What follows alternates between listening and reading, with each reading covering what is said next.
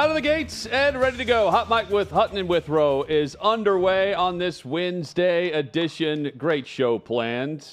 Pro Football Hall of Famer, one of the best offensive linemen to ever play, Anthony Munoz, will be with us coming up later this hour.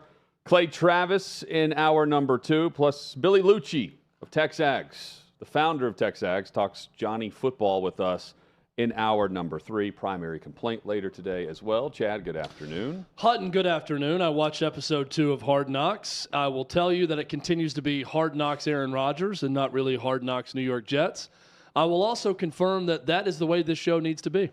I would much rather see more Aaron Rodgers, less everyone else. That's why the hype is real. And that is what they're playing to on this show. And 2 episodes in, both entertaining. Episode 2, not as good as episode 1.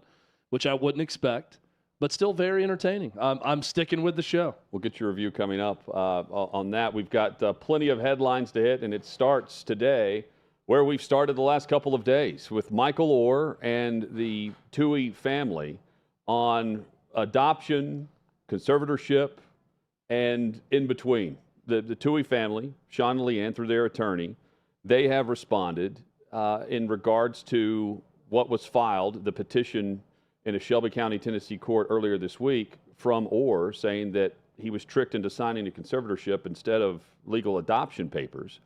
And the Tuohy family, Chad, they've responded by saying there was a $15 million shakedown as he threatened to file the petition unless they paid this certain amount and he would stay quiet. Now, this is also something that Sean Tuohy Jr. told Barstool, but it goes back through text messages of 2020 or 2021 is what he was alluding to. The family says that the parents say they signed him to the conservatorship to enroll him at Ole Miss, help him with health insurance, driver's license, and more. And they also point out through the attorney that this just happens to coincide with a book tour that Michael Oher is recently released.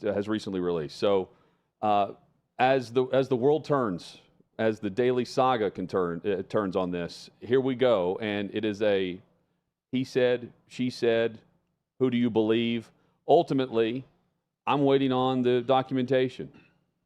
Oher's claiming that they kept money from him on the $300 million film The Blind Side, and the family is saying that they have texts and other ways to show that he's known about this. This hasn't been some secret. Somewhere in the middle, there has to be documentation that proves one side or the other. There's no winners in this story. Both sides are going to end up losing here, and they both look bad right now. And I think finances will really determine all this, and not just one side or the other. Is Michael Oher broke? We've seen this story 1,000 times with pro athletes. They make a ton of money. They blow through it. They don't have any more money. He's written a book. He's doing a book tour. That's not necessarily some indication that he's broke and needs money. But he's shaking them down 2 to 3 years ago for $15 million. And then 2 years later, he's filing a lawsuit to try to recoup possibly millions of dollars from The Blind Side. I smell a rat in terms of finances and what situation Michael Oher might be in. Again, I don't know. That's part of the discovery process with all of this. We're probably going to find out more information about his finances. On to the Tuohys and their finances. I saw the New York Post had a story about this lavish lifestyle the Tuohys have lived, going around in private jets to Italy and Paris and all over the world. The Tuohys were rich before they ever met Michael Oher. Sean Tuohy owned 90 KFCs and Taco Bells and other fast food chains throughout the city of Memphis and various other places. So they were loaded before they ever met Michael Oher. That very much could just be the money he's been making as this fast food juggernaut of a guy. So I don't know that because they're living this lavish lifestyle, it's because they made so much money off of The Blind Side. Now, the other part of this, and something that the Tuohys are not necessarily denying through this report, through the lawyer, is that they did cut some sort of backdoor royalty deal with Michael Lewis and the makers of that movie, and that everything that Michael Oher is saying is not incorrect, in that they could have been making money for years, and Michael Oher could be owed some money because of that. So I'm not shutting out that possibility as well. But the petition for the injunction was very specific in regards to money allocated, $250,000 versus 2.5%. You know, that was very specific on the contract there, very specific with the 2 kids benefiting, but he was saying he wasn't. It's all very bizarre. It's sad. You're right. No one is winning in this. And I keep thinking, well, at some point it comes down to this. The main issue is, was he tricked into signing this? You know, that was the phrase. Was he tricked into signing the conservatorship thinking it was something else? And if he can prove more likely than not to anyone on that, then you start looking at the finances, and they've asked for those records through the court in Shelby County, Tennessee. If he gets those and you can point to all of that, and you can also show he didn't receive it, then we've got one side telling the truth and the other, beating around the bush, not lying, but beating around the bush on what is fair and accurate in all of this. And if he was texting back in 2020 or 2021 about going public or staying quiet, then his entire story about learning that he found out about this in February of 2023, this year. Yeah, this year is a total fabrication. Total fabrication. And also, when did the Tuohys make money off the movie? Because there's one claim in a prior interview that they made a one-time flat fee that Michael got as well. Right, and they responded with that too. The response from Oher was they got 2.5% or something like that in royalties every year after. Sean Tuohy Jr. basically confirmed that on Barstool Sports. He said he's made $60 to $70K over the last 2 or 3 years from the movie. He said, we haven't made that much money, $60 to $70K. Well, if you made it and Oher didn't, then Oher's telling the truth when it comes to that. Here's the other thing. The conservatorship. Hutton, you mentioned it was to protect him, get him insurance, get him enrolled at Ole Miss, do all those things for him. That's great if that's the case. Did they really use that to milk money from his name, image, and likeness in all of this? Have they done other things to make money off of Michael Oher or the movie through that conservatorship? Or was it just what Michael Oher is claiming about The Blind Side and royalties from that movie? All these questions are yet to be answered, but I'll just go back to this. Everyone loses in a public spat like this.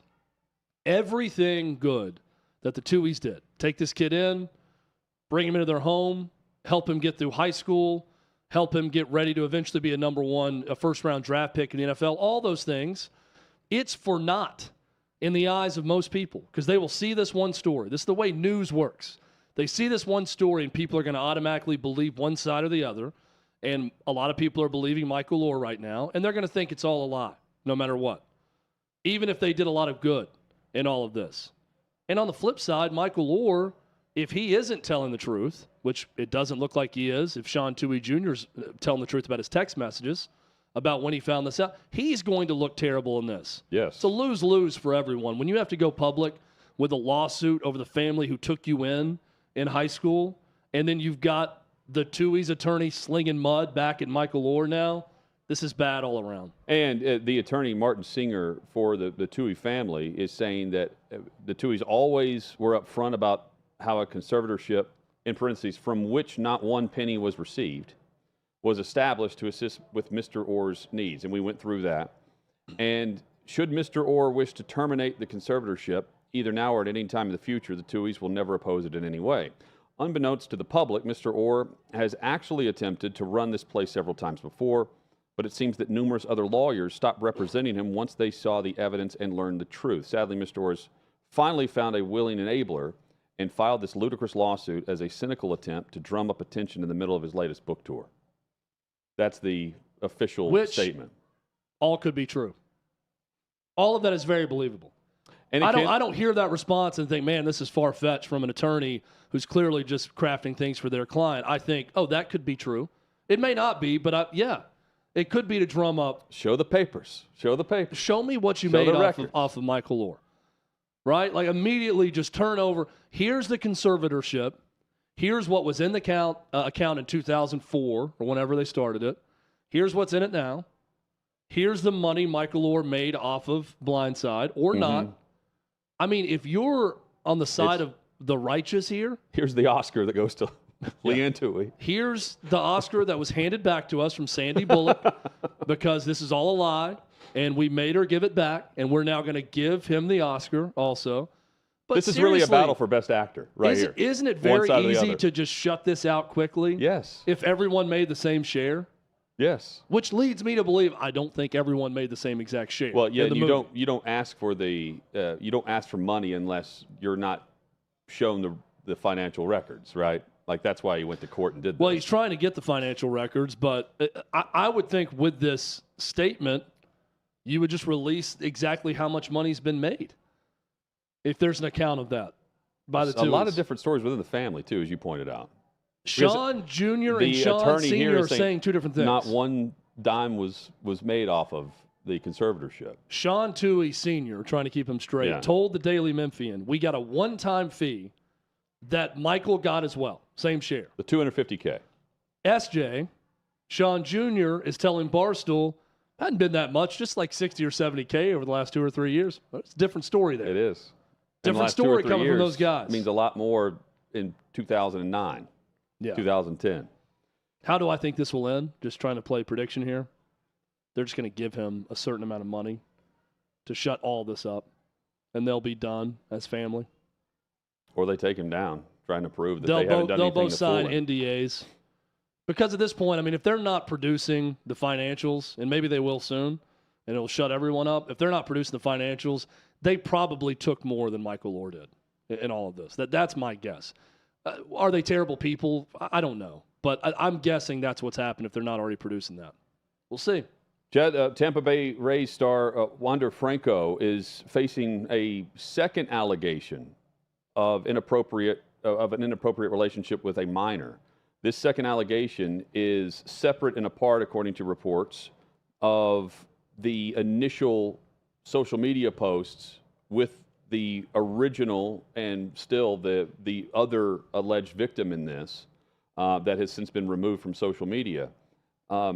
Franco went on Instagram Live and denied these allegations, but the Dominican Republic Attorney General's office is saying that there's another complaint from a 17-year-old girl that saw this and then came forward. And this means there's probably more coming forward. I'm just assuming now, based on what we've seen with this story over the last couple of days. I asked this question out of acknowledged ignorance on this.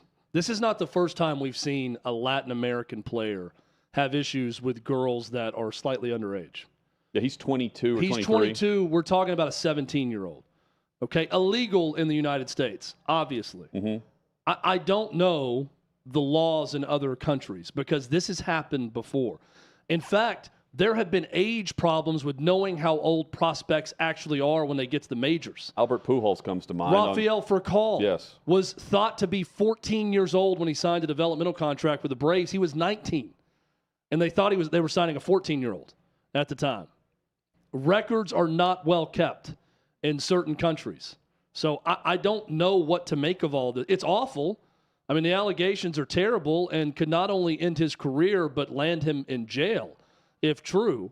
But I need more context. We almost need to find a Dominican baseball expert to tell us the ins and outs of the culture in the Dominican Republic to where this situation seems to happen far too often. And what we don't know, teenage girls and guys in their early to mid-20s. And what we don't know, at least I haven't seen, details of whatever posts Major League Baseball flagged in this from the Dominican Republic. And then they've placed him on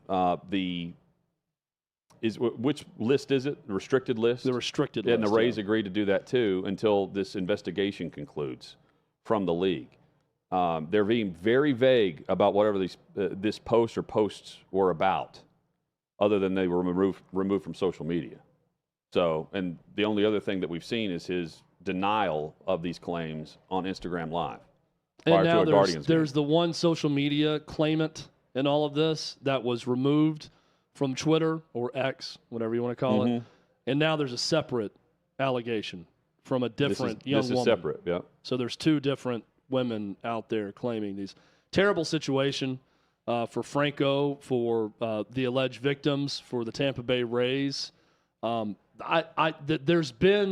is not the only story, though, of this happening with players from Dominican Republic, from Venezuela. So I want to look into this more about what exactly is going on here before really and truly reacting. Angel Hernandez, known for being a very inconsistent, and that's putting it politely, umpire in Major League Baseball. He tried to have his suit reinstated, claiming discrimination, racial discrimination against Major League Baseball, specifically naming Joe Torre, reinstated from an original suit that he filed back in a petition in 2017. That reinstatement option was denied. And Joe Torre, who's specifically named by Hernandez, has claimed that he was kept out of being a part of the World Series as far as the crew chief is concerned since 2005 based on the fact that he's from Cuba, and mentioned Joe Torre as the one that was keeping him, preventing him from doing so. They've said there's no evidence that Joe Torre did anything that supports the claims made by Hernandez. No signs of inappropriate or any racial discrimination. And really, I mean, the known evidence of Angel Hernandez, he sucks. Missing calls and terrible strike zones. There's recent issues right now. The guy just came back from a back injury, and he's been in 2 controversial games because he can't call a ball from a strike. Yeah. And this is the most ludicrous claim ever. He sucks. He should not have a job. And the court is saying that too. He should be thanking Joe Torre for keeping him employed, not suing someone. A big injury in the NFL. That's next on Hot Mic.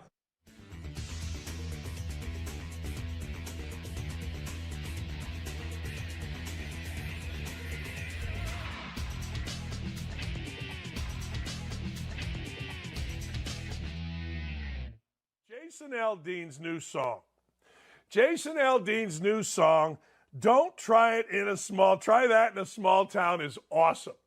It's basically saying to you Antifa clowns out there and you rioters, look, you can go ahead and burn down Democratic-run cities. And the cops, at least in Indianapolis, will be told by an alleged drunken mayor to stand down. That's fine. But don't try that in a small town. You saw what happened in Crown Point, Indiana. Crown Point, Indiana, there was rumored that a group was coming in to tear it up. Crown Point's just a little south of Gary. And all the fellas got their shotguns out and lined the streets. Do you know how much trouble there was in Crown Point, Indiana? Bam. 0. Zip. Nada. Liberals went nuts. Oh, this is racism. No, not really. Hey, there's white Antifa. There's black Antifa. You're just protecting your streets. You're just protecting the businesses that you use. See, here in Indy, we did not protect the businesses that we use. We let idiots run wild. We let idiots burn. We let idiots break. We let idiots destroy. That's not the way to go about it. You try that in a small town. Here's what happened in Ottawa Lakes, Michigan, where my wife's from. There was a rumor, group was coming up from both Toledo and Cincinnati. And they were going to go into this gun store and loot it. Word got out. Neighborhood app got started. You know what happened? The fellas, I think it was Ottawa Lakes. There's another town right there. It could be a different town. I don't know. They're all there. You know what happened? The fellas surrounded and protected the gun store. You know the rest of the story, right? The Antifa pussies came up, looked around, saw they were being challenged, and like every single group of bullies, turned around and left. Damn right. That's a small town. And if you think Don't Try It in a Small Town country music, television or whatever is racist, tough. Good for you. We don't. It's number 1 on the charts. And I put out a tweet earlier today of an African-American guy, big, strong guy, that said, hey, don't be coming down here to Alabama. African-American guy. I'll retweet it. Said, don't even think about coming down here and starting that crap. Don't even think about it. Well, guess what? He ain't wrong. It ain't about black or white. It's about protecting the businesses that you use against people that are trying to destroy your town. And Jason Aldean ain't wrong, baby. And you liberals can bitch and whine and moan and write your articles and try to cancel him or cancel me for standing up for it or get mad at Outkick. I don't care. I love seeing what happened in Ottawa Lakes. You want to come in here? Ain't happening. It just ain't happening. Crown Point, Indiana, everybody called them racist because it was white guys with shotguns. You know what they did? They protected their town. I wish we'd have protected our town here in Indy. You go into Indy, it is awful, horrendous, horrific. Nothing going on downtown for the most part.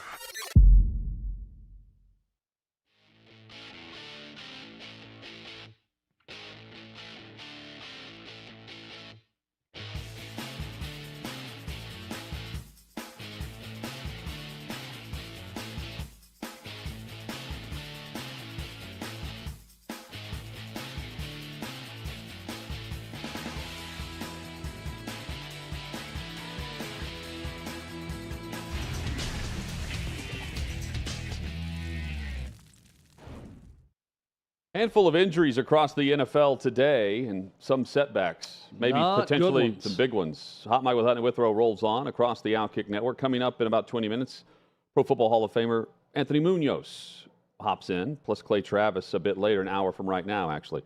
Chad, Titans wide receiver and last year's first-round pick, Traylon Burks, went down in a joint practice today with the Vikings, a left leg injury that did not appear to be all that, how should I put this, good.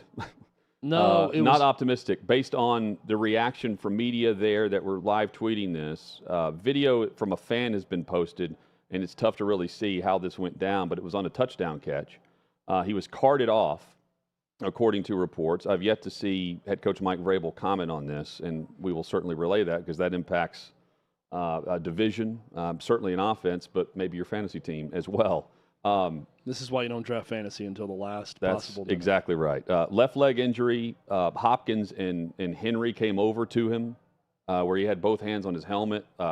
Again, doesn't appear to be good, but we'll find out if there's any update coming up. And again, he was holding his left knee. He was carted off. Chad, Hutton, we need to make a decision if we're going to have a fantasy football league for our show at some point. That just reminds me of that. I saw the video of it. I'm not Dr. Chow, who we should probably get on to observe the video. Okay. I'll say this. It looks awful in that it's a non-contact situation Right. where all of his weight falls on the injured leg, and there's an attempt to pivot his weight off of that leg and then go into the end zone, and that's when he hits the ground and is carted off. Again, not a doctor. I just know from experience seeing a lot of guys injured when it's non-contact and it's an awkward landing on one leg, that's typically not a great thing. And this would be an awful thing for the Titans offense. defensively for the Cowboys, Micah Parsons went down with a leg injury. According to reports, it doesn't appear to be all that serious, more of a precaution. We'll keep tabs on that, too. That could also be detrimental to what Dallas is trying to do, of course, defensively, with one of the best in the league. Many of the players in the league call him the best defensive player, best overall player in the game. So we'll have more on that as that story progresses. Marlon Humphrey, Ravens corner, will undergo foot surgery today and trying to clear up a foot issue that will have him miss the first part of the season, but he hopes to be back by the middle of the first quarter of the season, which should put him into the first week of October. At least that's the initial hope based on the time period that he's expected to miss with the Ravens. And Chad, you mentioned Hard Knocks. There's I'm assuming this will be in next week's episode. The Jets cornerbacks coach, his name is Tony Oden. He caught some little friendly fire. Jets are in a joint practice with the Bucs. And in the middle of this scrum where fights are breaking out, he catches friendly fire and had to go to the hospital. Yeah, there was some fighting on last night's episode of Hard Knocks, but it was jet-on-jet crime before they went to the joint practice with the Panthers. Not often you see a coach get injured with friendly fire in a fight, but seems like he's going to be okay. Yeah, and this was between the Bucs and the Jets, back and forth here. How many joint practices are you allowed? 2. You can do 2. But rarely do you see teams take advantage of doing two. I feel I like think it's more and usually just more one. are now. You have to also find the preseason partner that's willing to travel in Yeah. and pay because I always thought the host ownership would pay for travel and things if the team was coming in early. That's not the case. It's just a long extended road trip for the NFL franchise that chooses to do Deep-pocketed it. owners. They're all deep-pocketed. So like the Titans, but the ones willing to come off that money to do it, that's who you have to find. Yeah, and it's also difficult on staff if you're hosting because you've got the facility that's big enough for about 70 players. You've already got 91 currently, and you're bringing in another 91 plus their full staff. Well, I noticed even in the Hard Knocks when they were practicing in Carolina, they were in Spartanburg, South Carolina, where they had their training camp. And they're obviously staying in a hotel close by, but seeing how they mesh together with all of that was interesting. And it is an undertaking. Yes. You are mobilizing a lot of people when you bring a football team anywhere, especially when you're eating meals and staying and having meetings and all those things. It can certainly be a lot. To college, where we'll get to a fight in a moment, but T.O. has joined up and made good on a promise to primetime Deion Sanders. He was supposed to join them, the Buffaloes, for some time with Travis Hunter, the dual threat. He's playing corner and also wide receiver for Colorado. T.O. had said he was going to come in the spring and work with him. That didn't happen, but now he is at the fall camp with Colorado, and he's working with Hunter, but he's staying for the entire week with primetime, working with the receiver group, but also had this to say to the entire team. I had to put my head down, I had to put my face in the book. When I went to my room, I had to study. It wasn't easy. When I first got there, I was overwhelmed. Coming from college, small school. Came to San Francisco, the playbook was this thick. I had to learn on the fly. But you gotta keep going. You gotta put that desire in. You gotta put that dedication in. But when you get on that field, when you know everything, you can play 100%. You hit every You ain't gotta think about nothing. You hit every receivers? Sure. When you know what you gotta do, you gotta know your hot read. You gotta know what the other receivers are doing. Know what the defense coverages are. Knowing how defensive players are playing you. When you know all these things, you can play 100%. That beeping you hear is the cart for Deion because of his foot surgery. Yeah, I wish him the best with the foot, but a motorized cart or scooter will never not be funny, especially when you're putting in reverse and beeping it during the speech. And that was turning great. back and forth. He says he is challenging I'm not laughing himself. at the injury. I'm laughing at the beeping of the motorized scooter. He is challenging himself to run on the field with Colorado in Fort Worth against TCU. That's what he says he's preparing to do. That he's going to be ahead of the recovery process. T.O.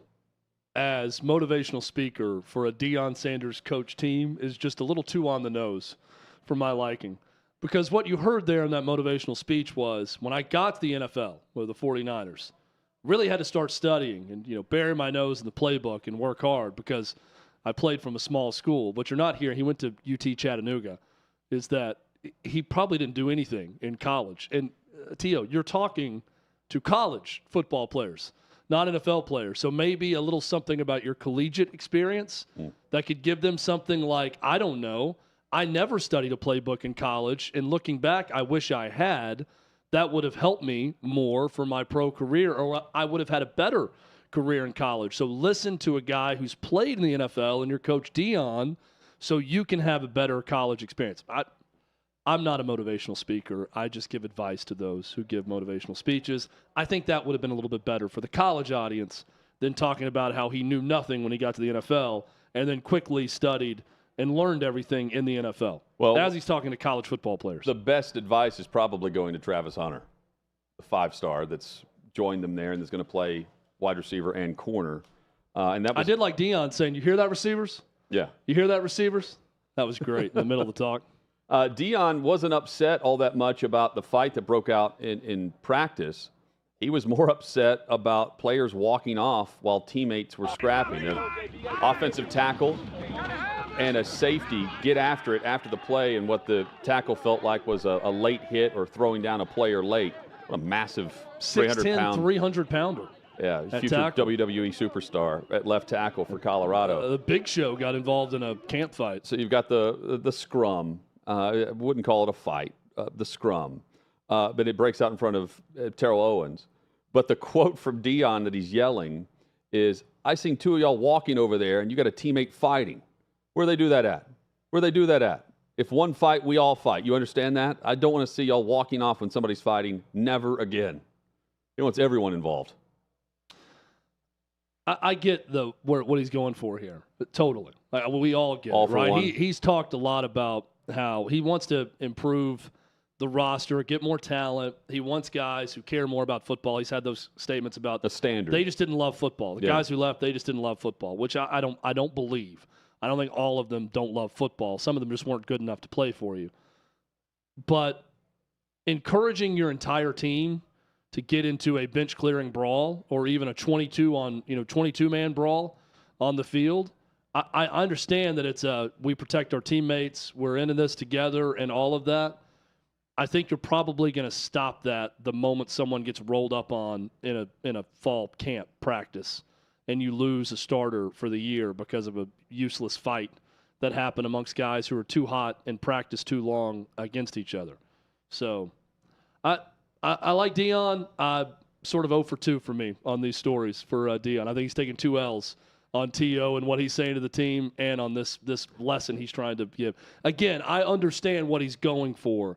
I just don't think that's what you want, and a more veteran coach understands that when you're in fall camp. What happens, Hutton, in the NFL when guys get in fights too much or they're doing something to hurt themselves? The coaches will stop practice or get angry about it, right? They attempt to. I mean, in Vrabel's case, he cut a guy for fighting too much, taking cheap shots, blocking low.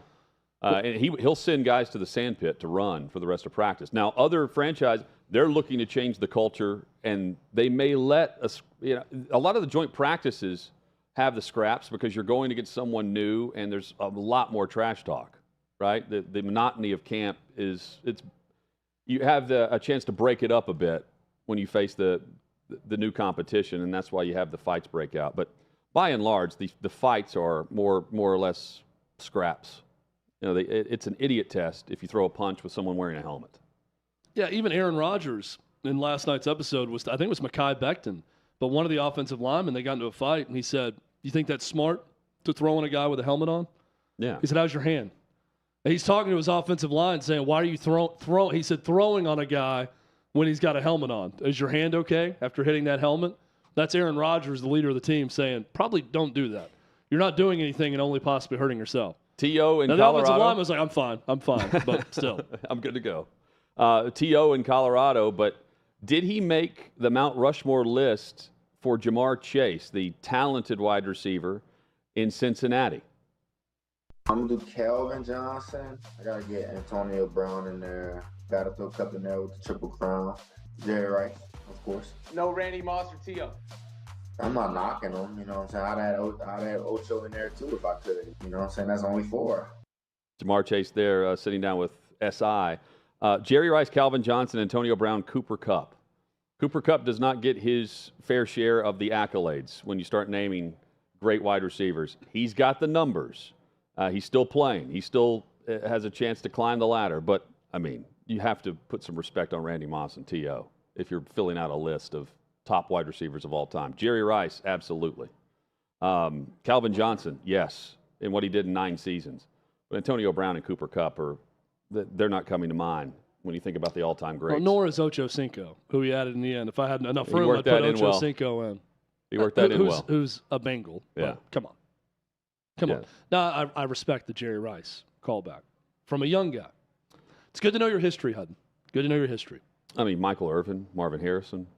Throw out a lot of different names instead of Antonio Brown or Cooper Kupp at this point with Cooper.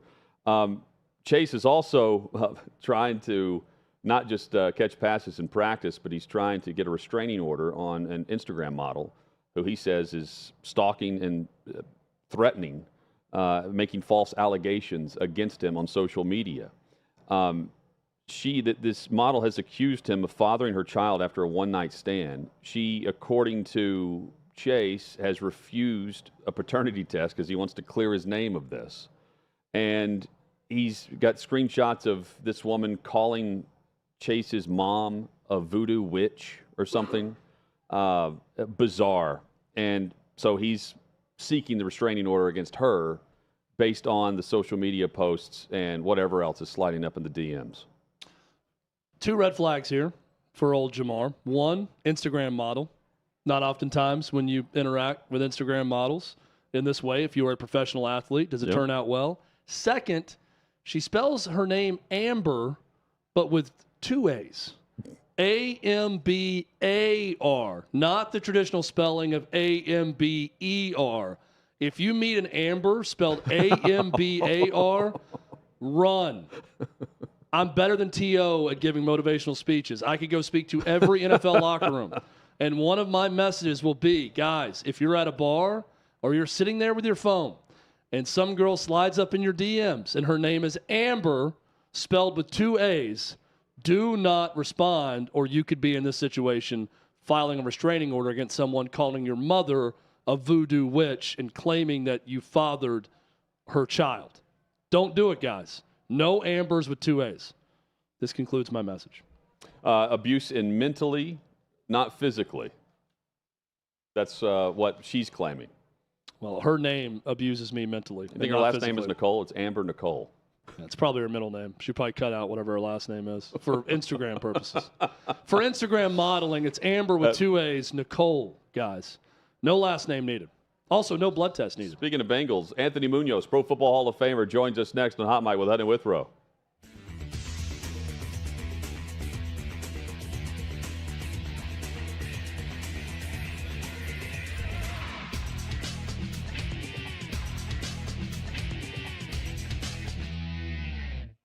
The 2 biggest social media giants, Elon Musk and Mark Zuckerberg, are set to battle it out, and I'm here on Broadway asking people who they put their money on.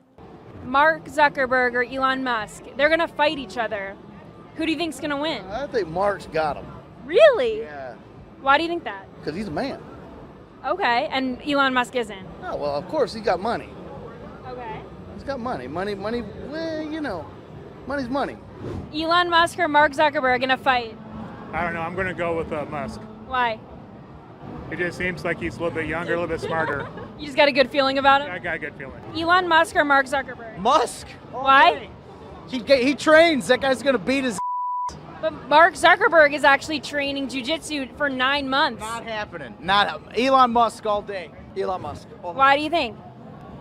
He has no soul. I mean, I think he's definitely just gonna no holds barred. Elon Musk. Why do you think that?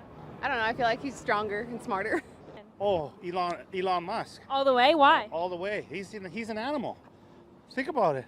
Mark Zuckerberg's been training for 9 months jiu-jitsu. You think Elon Musk can take him? Yeah, I think he could take him. Elon, that oh God, stop playing with Elon. Elon really do this out here, for real. I hope Elon Really? Why do you think so? got better ideas. Zuckerberg's like 5'7", 155. Musk is 6'1", 190. But Zuckerberg's been training jiu-jitsu for 9 months. Elon Musk or Mark Zuckerberg, who's going to win in a fight? Oh, Elon Musk. No doubt. Why do you think so? He's the GOAT. I've been seeing all the Twitter handles and all the talk, and I'm on Elon Musk's side. I'm ready for them to get in the WWE ring and then come off the top rope. That's what I want to see. I want to see a people's elbow to Mark Zuckerberg. If one was more likely to be a lizard or a robot, who would it be? Elon. Elon. Okay. I think Mark Zuckerberg will win Why do you think that? because I think he already trains MMA, so he's got like the prior experience and stuff. I mean, they're both billionaires, so they have the opportunity to get the best training. But I think Mark Zuckerberg will pull away with the win. Elon Musk. Why do you think so? Because he's bigger. Bigger. Okay, but Mark Zuckerberg's been training jiu-jitsu for 9 months. Do you think that matters? No. Zuckerberg, he's part alien or robot, so he may have some secret powers that we don't know about. I was going to say, is that an advantage? Does he have an advantage over Elon Musk then? Yeah, I mean, if he, sheds his skin and becomes an alien and eats everyone, yeah, I think so. Elon Musk is mental, so Elon Musk. All it is just he's mental. He's mentally crazy, so... He just wouldn't care, would he? Okay. He'd just absolutely go for it. I think Zuckerberg would be a bit more refrained. Okay. If that should ever happen, which I doubt, but you never know, it'd be entertaining. Elon Musk or Mark Zuckerberg? Elon Musk. Why? Because my dad is in love with Elon Musk. Okay. I think I'm going to have to go with Zuckerberg. I mean, Threads just came out, so. Who do you think would win? Zuck. Why do you think so? He's not a real human. He's a robot. So he'll use that to his advantage. Yeah, and all the Krav Maga stuff too. Yeah. Yeah. Who do you think would win in a fight, Mark Zuckerberg or Elon Musk? Elon Musk.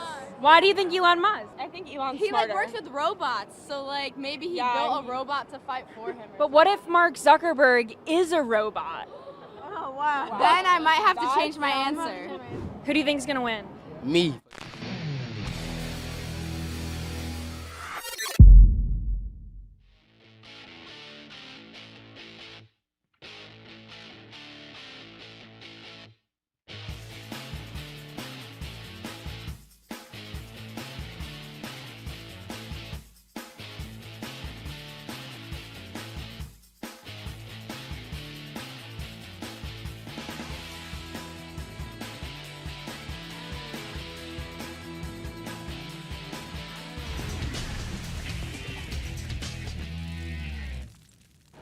Live from 6th and Peabody with Yeehaw Beer and Old Smoky Moonshine. Glad you're with us. Hot Mike with Hutton and Withrow across the Outkick Network. Pleased to be joined by one of the greatest offensive linemen to play football ever.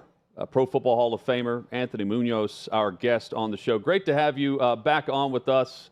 And congratulations on the 25th anniversary in Canton and what they did at the Pro Football Hall of Fame to honor that. Well, first of all, it's good being back with you. And I tell you what, it's amazing. 25 years has gone by so quick. It just flies by, but it's exciting. I think in the 25 years, I've missed one weekend. I think I had shoulder surgery a couple of days before, so I watched it on my couch. But yeah, I look forward to going up there every year. And like I said, 24, 25, and it's amazing that it's been 25 years. But I'm still like a kid every time I drive up 71 to Kent from Cincinnati. I pinch myself and get a chance to get up there with some amazing, not only football players, but some amazing guys. Yeah, and speaking of the Hall of Fame, it's always difficult to project this, but a Bengals momentum right now, wow. I mean, there's some potential future Hall of Famers on the roster, and what an offense that they're rolling with. Well, there's no question about it. I think we need to get a couple in before we start looking at the guys now. Because, Kenny Anderson, long overdue. We got Kenny Riley in, first guy in 25 years. I finally have a teammate in the Hall of Fame, but hopefully we'll get some more. But, man, what they have going now, they are rolling, on offense with, Joe Burrow and Jamar Chase and T. Higgins. And, on defense, they got some pretty good players too. I mean, Logan Wilson, Jeremy Pratt, Reeder and, Hill. And so they're loaded both sides of the football. It makes it so much fun to watch them these days. Anthony Munoz with us.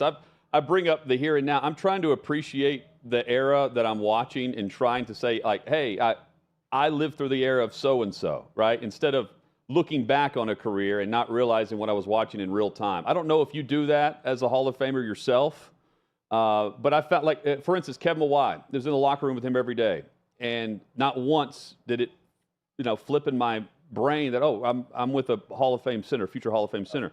And looking back on it, I should have realized that. Right. No, I look at it. I usually don't look at the guys now because I wait until the whole career's over. People talk about Hall of Famers and there's guys in their first and second year. And I'm thinking, I don't know. Give me 10 to 15.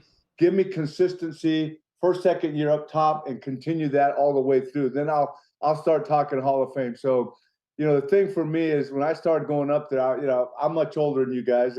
I'm talking about, I got up there, I'm meeting Otto Graham and Dante Gluefingers Lavelli and Gail Sayers and Deacon Jones and, those kind of guys. And that was exciting for me to sit in a room as a 39, 40-year-old guy going in the Hall of Fame.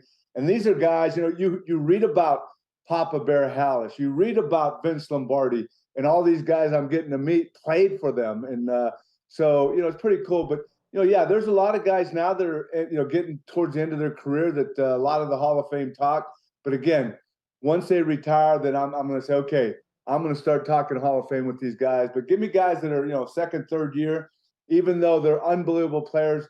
I'm not talking Hall of Fame yet. I'm just talking, give me 10 to 15 great years like you have your first 2 or 3 years. Totally with you. And along those same lines, how much of it, when you're a Hall of Famer or you're being considered for the Hall of Fame, and you're talking to guys, is about what your contemporaries that were competitors of yours say about you? Because so many times we talk to Hall of Famers, and it's incredible to hear guys that are great players talk about great players they went head-to-head against. I know you've had that happen over the course of your career and then after your career, hearing those great pass rushers, those great defensive players that you blocked say really nice things about you.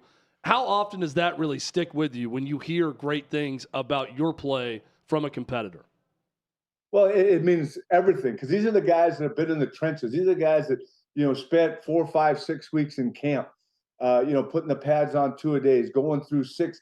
Some of the guys I met when I first went in, they had 6 preseason games, and they go through 4 preseason games when I was playing. All of a sudden, hey, they say, you don't realize how closely these guys are watching. They ask you about your family, and they say, hey, we've watched your career. So it means a whole lot when when these guys start talking about, hey, I watch you play, appreciate your game. I guess one of the great experience and story I share is we had our 40th anniversary, which is crazy because the Hall of Fame is celebrating 60. But 20 years ago, we had all these custom coaches going up to Cleveland from Canton on the 40th anniversary. And NFL Films is in there with cameras. And I just happened to be in the same coach with Deacon and Elizabeth Jones. I mean, Deacon Jones, Dan Deerdorf, my wife Dee Dee, and I were in this coach driving up to Canton. And, these film guys are saying, hey, start some bantering going between you and Deacon. I'm thinking, I don't think that's, I'm a young guy, so I don't think that's something I want to do. But, the big compliment, sitting there listening to Deacon and talk to NFL Film, they started asking him about a matchup between Deacon Jones and Anthony Munoz. And I'm sitting there going, wow, wouldn't that have been great? And Deacon proceeds to say, he goes, you know what, guys, we could hear him.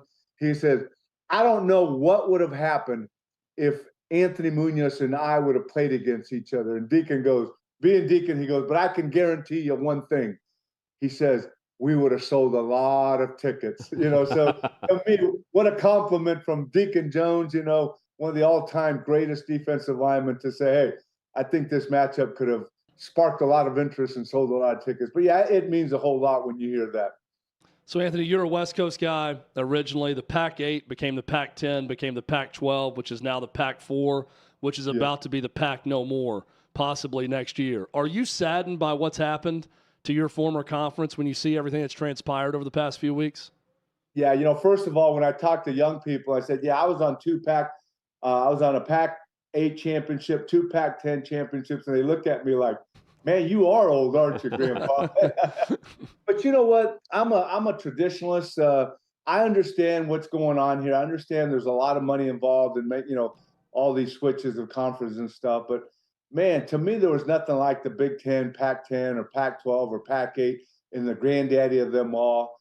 But again, I'm excited because now the Trojans are coming closer to the Midwest, and I'll get to see a little more of them. I won't have to stay up till 10:30, 1 in the morning to watch them. I can go get my car and drive to some local stadiums and not have very long flights to watch them in the Big Ten. But yeah, it's sad to see.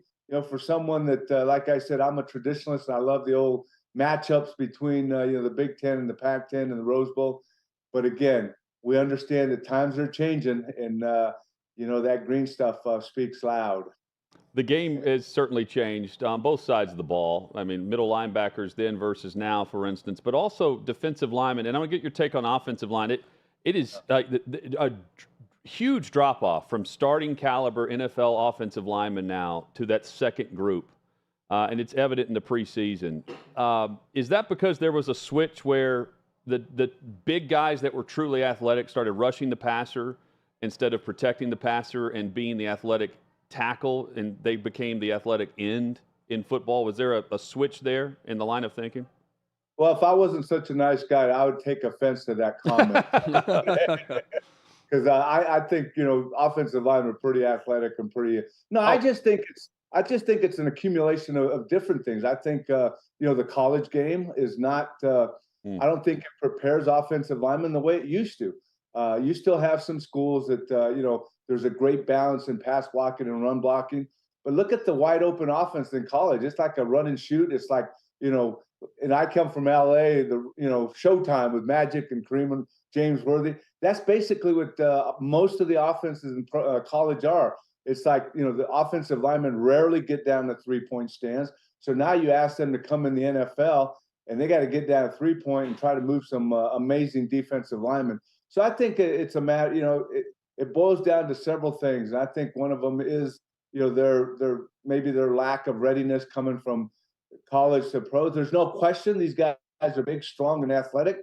But when you don't train yourself in doing something, it's going to be tough to make that adjustment. So, and when you have defensive linemen that are just crazy athletic, they seem to getting bigger, but they're not getting slower. They're getting faster. And so you need that, those offensive linemen that can move out in space, and it's just not happening. So, I mean, I don't know. I can't, intellectually say, well, high school linemen are moving more to defense and vice. I can't say that because I don't have the stats, but I just think it's the lack of preparation of these guys coming from college into the pros and what they're called to do in the pros. I mean, I don't care. You can throw the ball 5,000 yards in the NFL, but you look at the teams that win Super Bowls, they can still smash you in the mouth and run the football. They have to do that. There's no question that the NFL offenses have to run the football. I get people that say, well, why don't they just pass every single down and they win championships? Well, I'm not totally convinced that an NFL team can just pass all the time and win championships. You got to be able to control the ball at times and run the football. And that takes the offensive lineman getting the 3-point stance and run blocking. You were one of the original jumbo athletes at the position of offensive tackle. Do you feel like you would have excelled in any era of football? And is there a certain era that you look at and say, I really would have liked to play in this era the way the game is played? You know what? I'm one that always went after challenges. And, people ask me, you think you could play these days? And I say, I would love to try. I would love to try and play. And, back in the 50s and 60s, those guys were amazing. I've had a couple, you talk about guys complimenting you. I've had a couple guys that played for Vince Lombardi in the 60s and 70s say, hey, you would have loved playing for Vince Lombardi, and we believe you could have. So that to me is the highest compliment. So I'm asked that constantly. And one of the things I turn around and ask those same people that ask me, do you think that you could play in this year? I said, okay, here's a question. With our rules, and we know a lot of rules have been changed in the offense and defense. Do you think the defensive lineman could play in our era with our rules? I think that's a legitimate question too, because of what we were able to do legally. But yeah, I'm one that would take a challenge, and I have confidence in what I could do, and I think I would be okay in any era. Maybe I'm just not that self-aware, but I feel confident in what I was taught and what I was able to do, that I could make that adjustment. That's a resounding yes. One of the best guys around, Anthony Munoz, our guest. Each time we have you on, we have to bring up in a good way here, I'm saying, the Munoz Foundation, because of the great work you're doing. Over 55,000 kids, youth have been impacted by the work you're doing, and you continue to do, and helping young people overcome obstacles while also focusing on higher education. As we wrap up, I know your faith plays a huge factor in this, but what's the drive to continue to have that impact the way you have? Guys, I think a lot of times you have a tendency to say, well, I want to pay it forward. And then as I've gotten older, my whole thing is just honoring those that poured into my life. I look at my mom, who raised 5 by herself, working 2-3 jobs. We didn't have anything, never had a car, didn't have a whole lot. I look at coaches and teachers that stepped in and really directed me and really going down the right path. And that's what I want to do. You have a lot of young people, and we know that in our communities that are so talented, man. We work with kids that are over the top in everything they do, but they need some assistance. They, not a handout. They just need some assistance, maybe building their confidence, maybe some assistance going to college. We run mentoring programs. We run leadership conferences.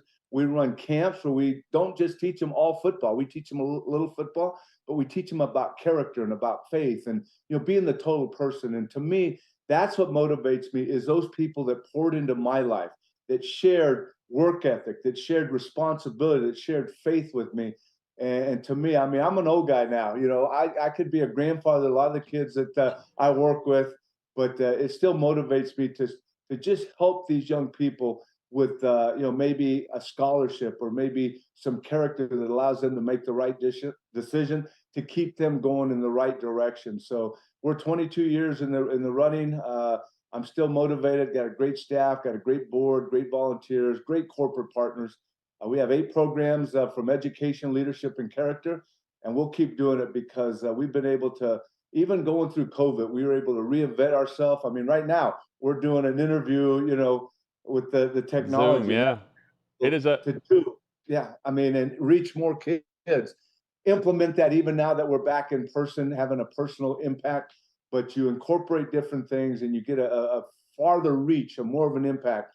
So I can't be thankful enough. I used to say I was on a much smaller team, Bengals football team, but now I'm on a huge team, a community team, a foundation team. And I always use a lot of sports analogies, but one of them I always use is the bigger the team, the bigger the impact. And I think we need to continue to collaborate as communities, as a nation, to give these young people opportunities. And these are our future leaders. And I see some amazing future leaders that even just in this tri-state area that go on to do some amazing things. It is a Hall of Fame program from a Hall of Famer on and off the field. Anthony Munoz has been our guest. MunozFoundation.org in ways you can help. Thank you so much for the visit. We always enjoy it. Always great being with you guys. Have a great day. Yeah, same to you. Stay tuned. More headlines straight ahead on Hot Mic with Hutton and Withrow.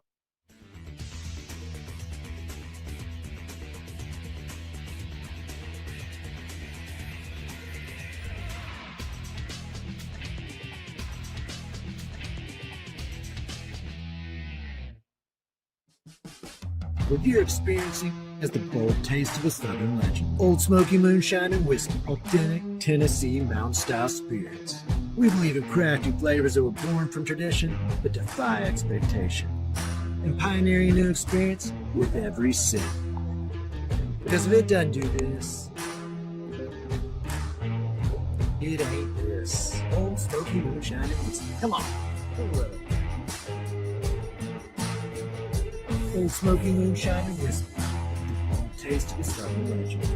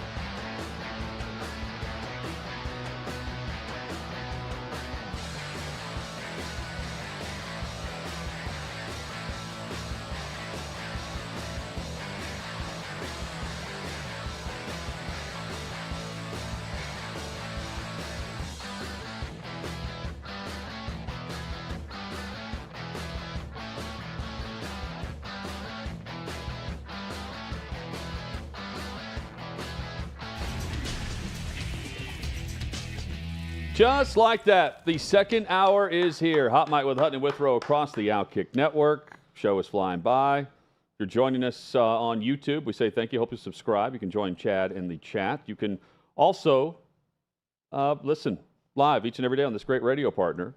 More at Outkick.com as well. Podcast. Yeah, that's right. If you're a podcast person, you want to listen after the fact, you can do it there as well. So many different routes you can do this. Hutton, I feel like today is kind of a we're back type of show, Really? even though we never left. We've been here all week, but every energy is... segment we come back, I want to proclaim that we're back, but we never left. We're So here. We're not maybe leaving. we should just leave We're not for leaving. a couple weeks, and then so we can come back and say DiCaprio we're this. back. Jordan Belfort. This will be our last Wednesday. We're going to do the show for 2 weeks. Then in 2 weeks, we'll come back and say we're back. College football, Hutton, will begin a week from Saturday with week 0. Right here in Nashville. Vanderbilt, in front of 22,000 people because their end zones are under construction, will host Hawaii at night. We are 10 days away from that. That is crazy to me when I started looking at the schedule. It always sneaks up because there's the last few years, this time of year has been dominated by the future seasons, not about... Well, this is like, it's going to really start next week when we're in the week out. But I start to get that tingle. The hairs, the few hairs on my arm that I have start to stand We up. will be teased by one good day of fall-like weather, and then it will go back to... We had it this morning. It will go Because back it was to in heat. the 50s and lower 60s. It felt great last night. Yeah. But it's not just the weather. There's this, we've got legitimate football starting soon. Humming the theme songs for the college football themes. Da, da, da, da. Yeah. A week Can from hear it now. Thursday, Hutton. A week from Thursday. I think I'm right on this. 2 weeks. 2 weeks from this Thursday, 15 days from now, we will have Florida at Utah on a Thursday night. We'll have Nebraska, Minnesota on a Thursday night.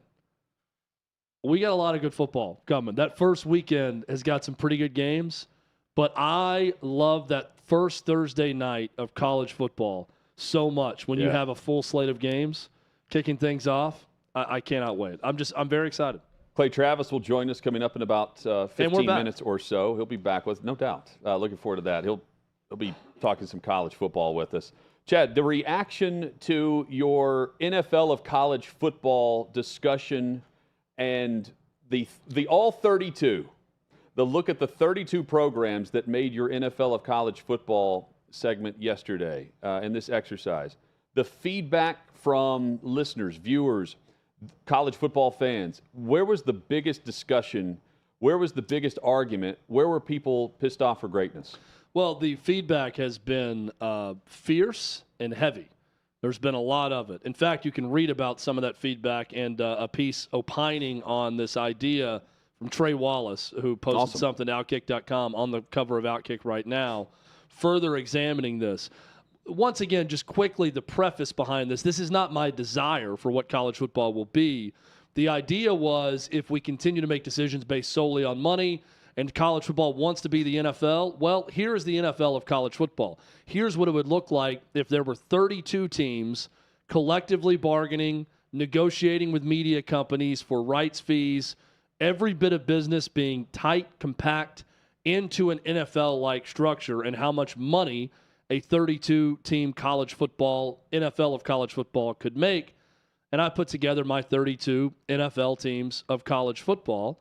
And the biggest point of contention, there were two. One I expected, Hutton, and that was Syracuse. You see it right there in the East Division. A lot of people said, how on earth did Syracuse get on this list? And made fun of me for putting Syracuse on the list. The other one was, and probably the biggest snub based on response, a team we did not mention, and I should have mentioned this, we should have mentioned it. Oklahoma State was the biggest snub from fans. Not understanding mainly why Baylor, TCU, Colorado, Utah would be in over Oklahoma State. I get that. It's understandable. Look, if I went to 40, a lot of people were coming back and saying 36 would be better. You could get some of these in. 40 would be better. Absolutely. I'd love to have 64 if we could. That'd make it a lot easier to include almost every team out there. But I wanted to do it as the NFL of college football. Well, the NFL's 32 teams. So I started with the idea of, 36 would be a lot easier Because with 36, I could add Oklahoma State, Ole Miss, Kentucky, Pittsburgh, let's say, Mississippi State. I could add that to the list and make it easier on me and everyone else. But I wanted to keep it at 32. And with 32, there's a tough cutoff point for that. Oklahoma State, valid arguments being made about them, should be on the list. They weren't. I was surprised, Hutton, to see that Kentucky didn't get a lot of blowback. Kentucky fans weren't as mad about it as Oklahoma State fans. The other thing that jumped out to me, and I appreciate this, people value geography. People were pissed about Oklahoma being in the north or Arkansas being in the north or pointing out where Oklahoma and Georgia are located and all of these things. I like that. I think geography should matter. You know who doesn't think geography should matter?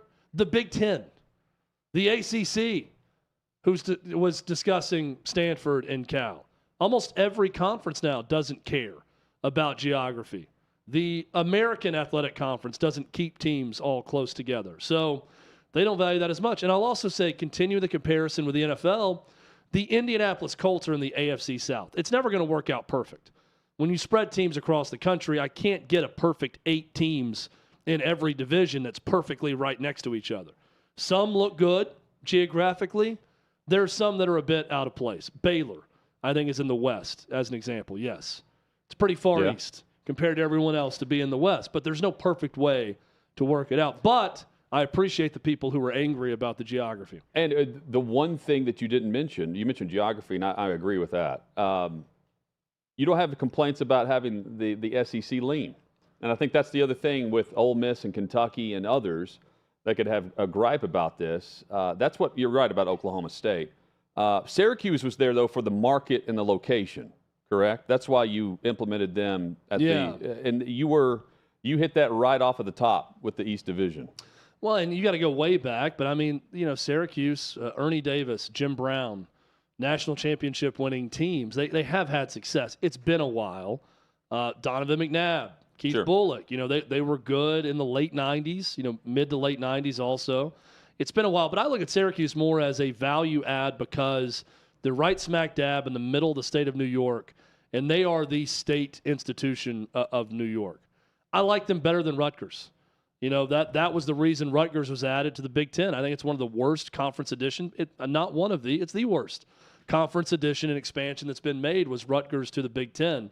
So I like Syracuse for those reasons. Regionality, located in New York. That's why I went with Syracuse over some other ones. But again, this is just my idea of it.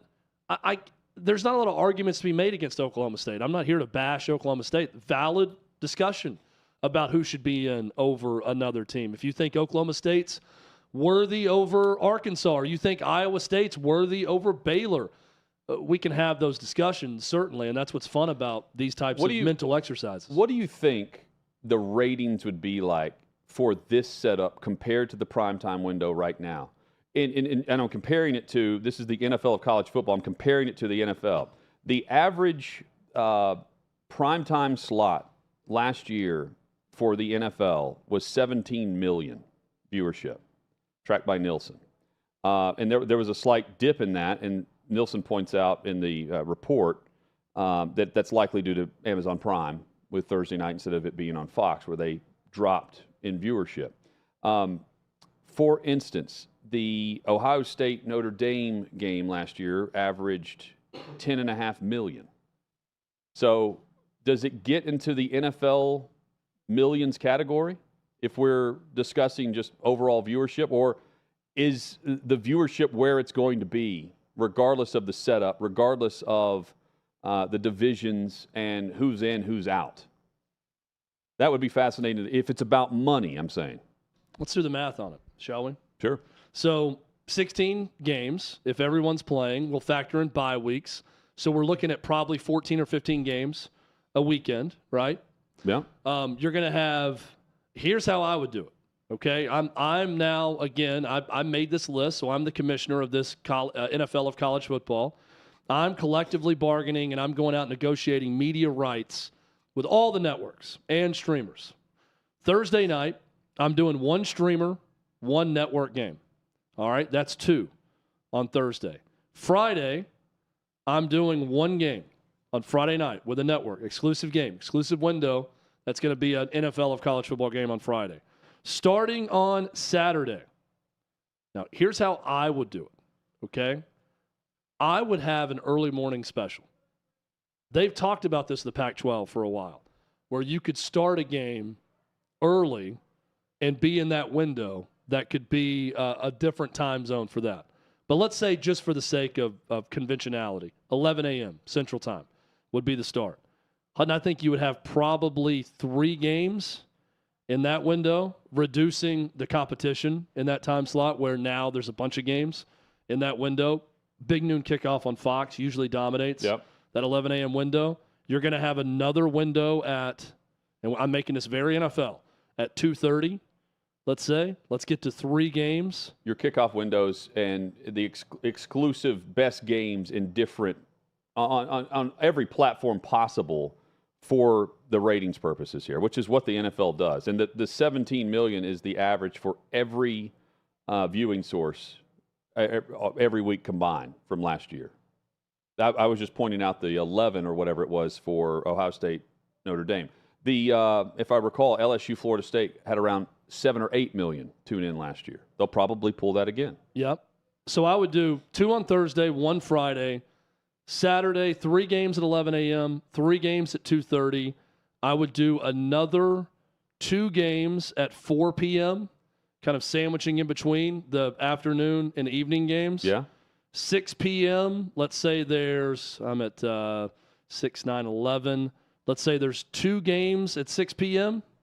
We're up to 13. I would do that and have 1 late night game. Keep it on the West Coast. You could have, West Division of college football after dark and have a 9 p.m. kickoff there.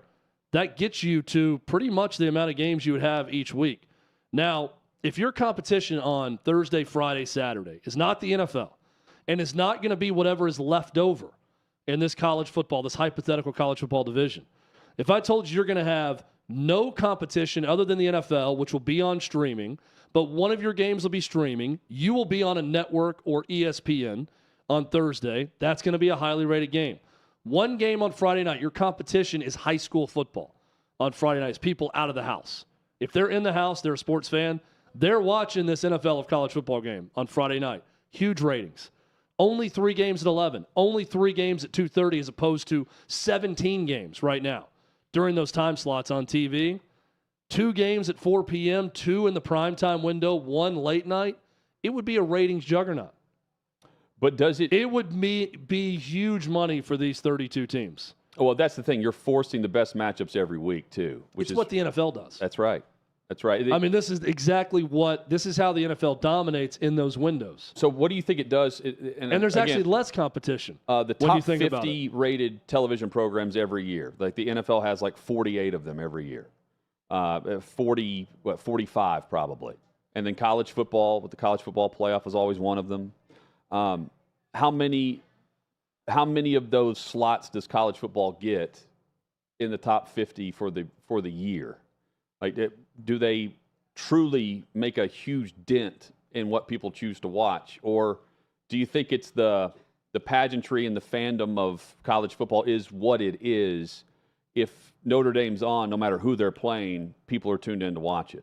Clearly, if they're playing Ohio State, it's different. But I think it would drastically up the ratings for these games. I think they get an extra 5 to 10 in that ranking. Would they be comparable with the NFL? No, probably not. And I think a large part of that is people's habits on the weekend. People are doing less on holidays. Sunday. The NFL now owns the holidays. True. People 42 million tuned in for the Cowboys game on Thanksgiving. And people do less on Sundays.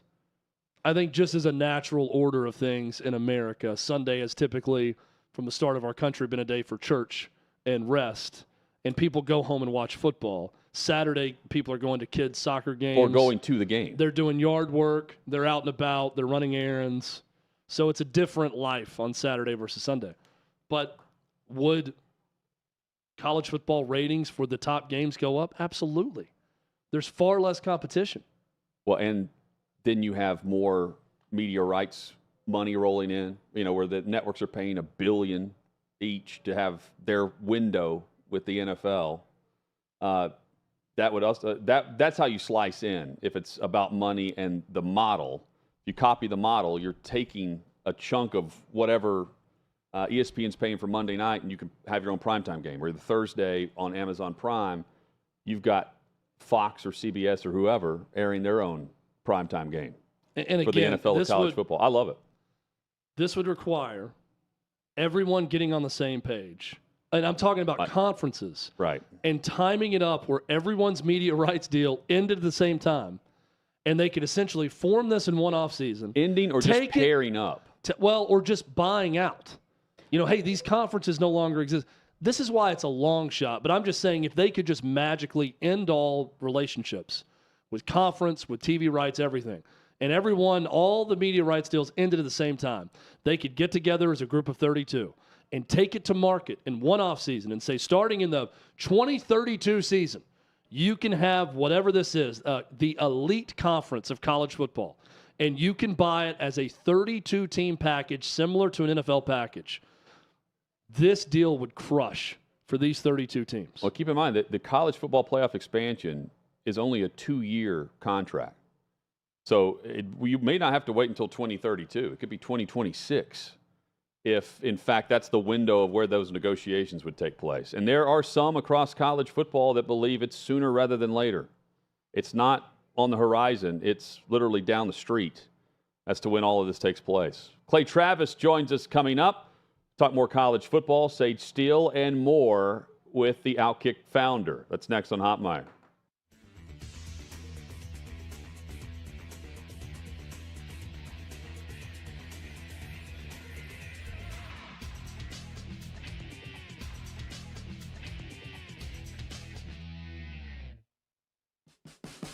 What you're experiencing is the bold taste of a Southern legend. Old Smoky Moonshine and Whiskey, authentic Tennessee mountain-style spirits. We believe in crafting flavors that were born from tradition but defy expectation, and pioneering a new experience with every sip. Because if it doesn't do this, it ain't this. Old Smoky Moonshine and Whiskey. Come on.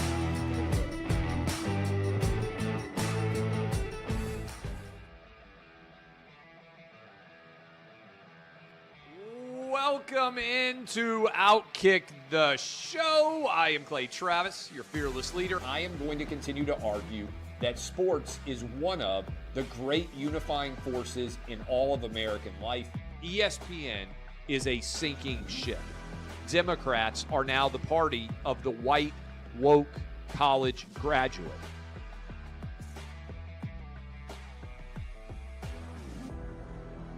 We live in a land of participation trophies.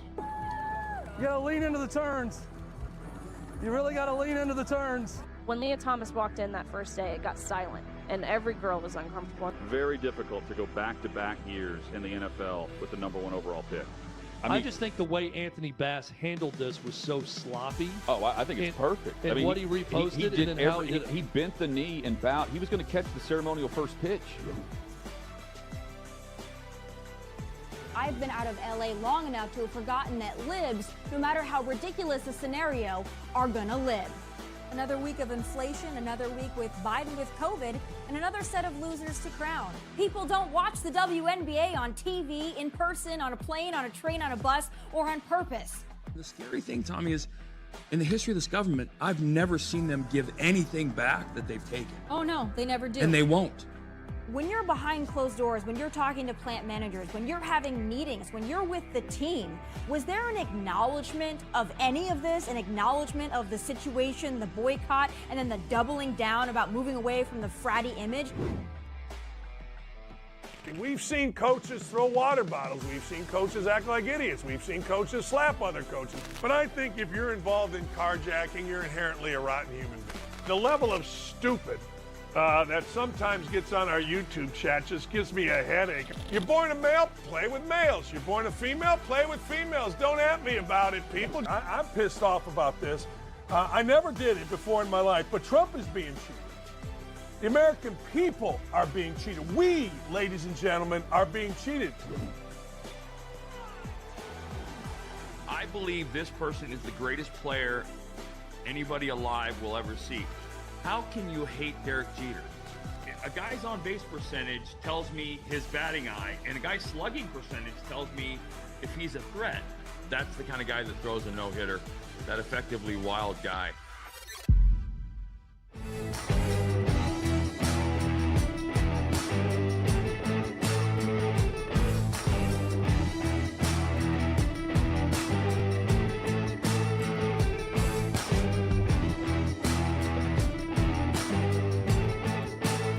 Old Smoky Moonshine and Whiskey. A bold taste of a Southern legend.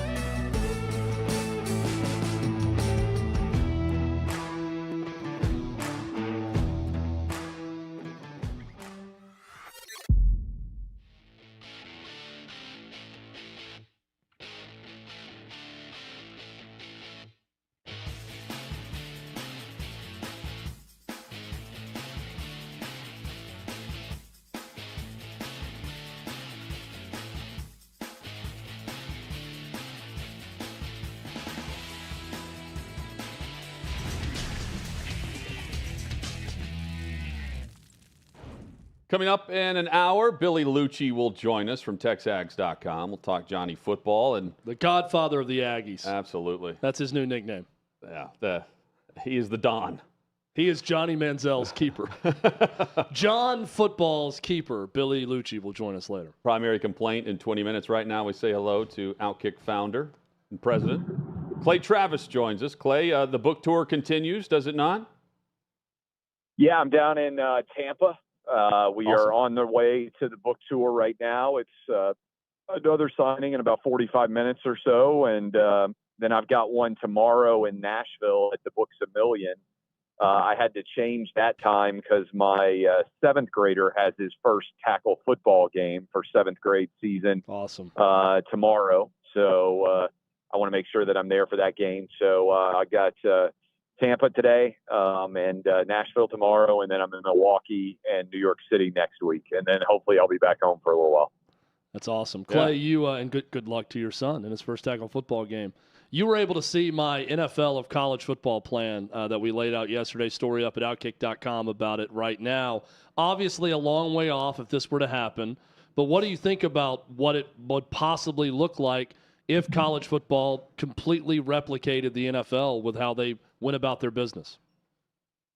So I think the most likely future of college football is actually going to be the Big Ten and the SEC are equivalent of the AFC and the NFC. So I tend to think that you would have a situation set up where you would have a champ emerge from the SEC and a champ emerge from the Big Ten, and every year they would play for the championship like we have a Super Bowl now. And you would have like a 16 playoff on one side, 16 playoff on the other side. I could end up being wrong, but I think the brands of the Big Ten and the SEC are so big that I think it would be hard pressed to not end up that way. Now, you could end up where you have one half of a division of the SEC, or you could even have what I think probably makes the most sense.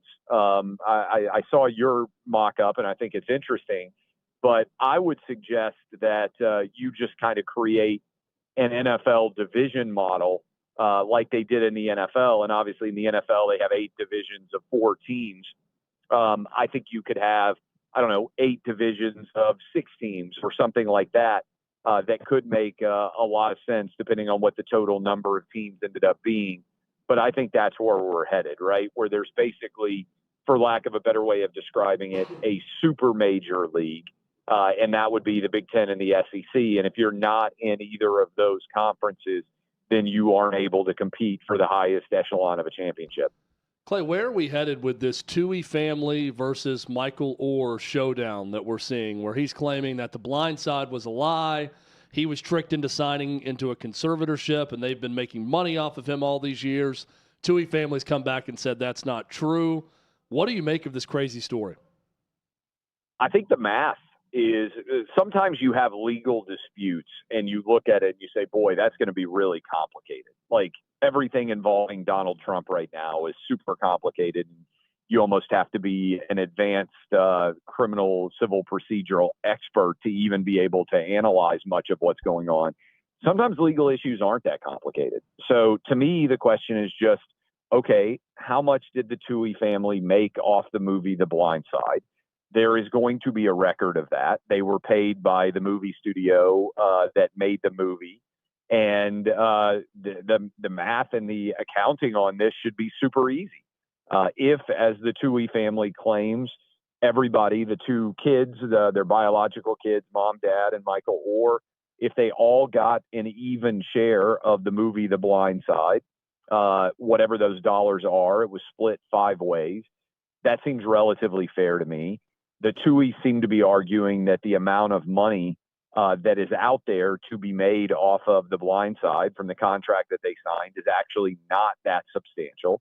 And if that is true, and there wasn't some massive amount of money, it seems like it would be insanely easy to figure out, because the accounting of Hollywood movies is very specific.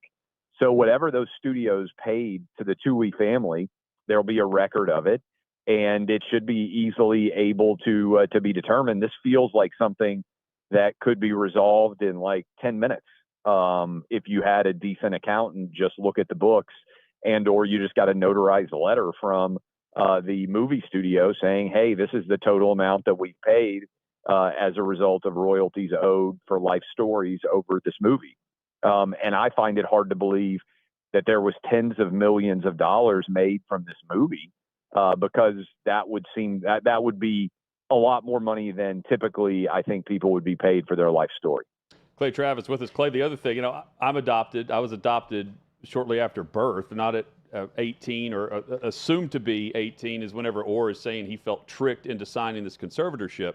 But that would also be, based on what the Tuohys have said, both publicly in podcast or through the attorney, there are allegedly text messages that would show that Oher was doing this back in 2020, 2021, around that time frame, saying, hey, pay me this, I'll stay quiet. That's also the allegation here. He says he found out this February.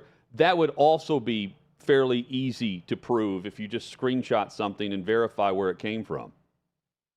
Yeah, and also, again, the story here, and I know that's gotten a lot of attention, but the story is that he was never adopted, but that they signed a conservatorship because otherwise they were going to be in violation of NCAA rules, because he was living at the home and the Tuohys were considered boosters of Ole Miss, and you're not allowed to pay at that time. Now I think it probably would be different with NIL, but you weren't allowed to pay a recruit who ends up going to your school.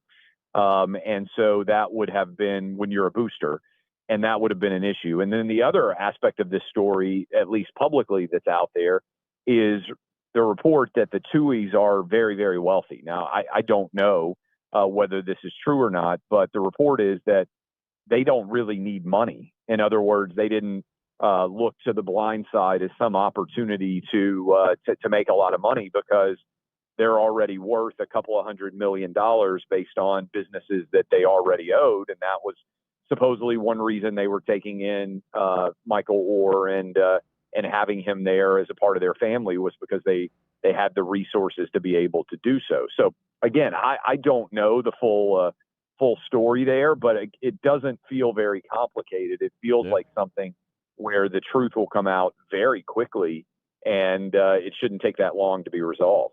Clay, I know you've told the story. Did you write the story in On Rocky Top or one of your books about what Philip Fulmer said to Sean Tuohy when he was recruiting a different player at Briarcrest?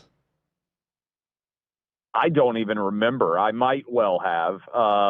I think that might well be true. I mean, I know there's a long interview with Phil Fulmer in On Rocky Top, and there's all sorts of different interesting quotes, and that would have been published around the time that The Blind Side was being made and that Fulmer was recruiting Oher. So that wouldn't surprise me at all. It's a good question, but that's been 15 years ago. So I don't have a copy of that book in front of me right now, but your recollection seems to strike some recollection with me, but I've just interviewed so many people in the last 15 years. I don't remember the specifics, but if people have got a copy of the book, you can turn to the Phil Fulmer interview, and if it's in there, that's a good recollection by you. Clay's out there selling one book of his. I'm Yeah. selling another book of his at the same time. This is an incredible I can cross-promotion. answer questions about the current book. I have a pretty good recollection of what I wrote in that in the last year, but I don't remember everything else. And our production crew immediately found a picture of the cover of On Rocky Top that they're showing right now as well. Yeah. So incredible cross-promotion happening.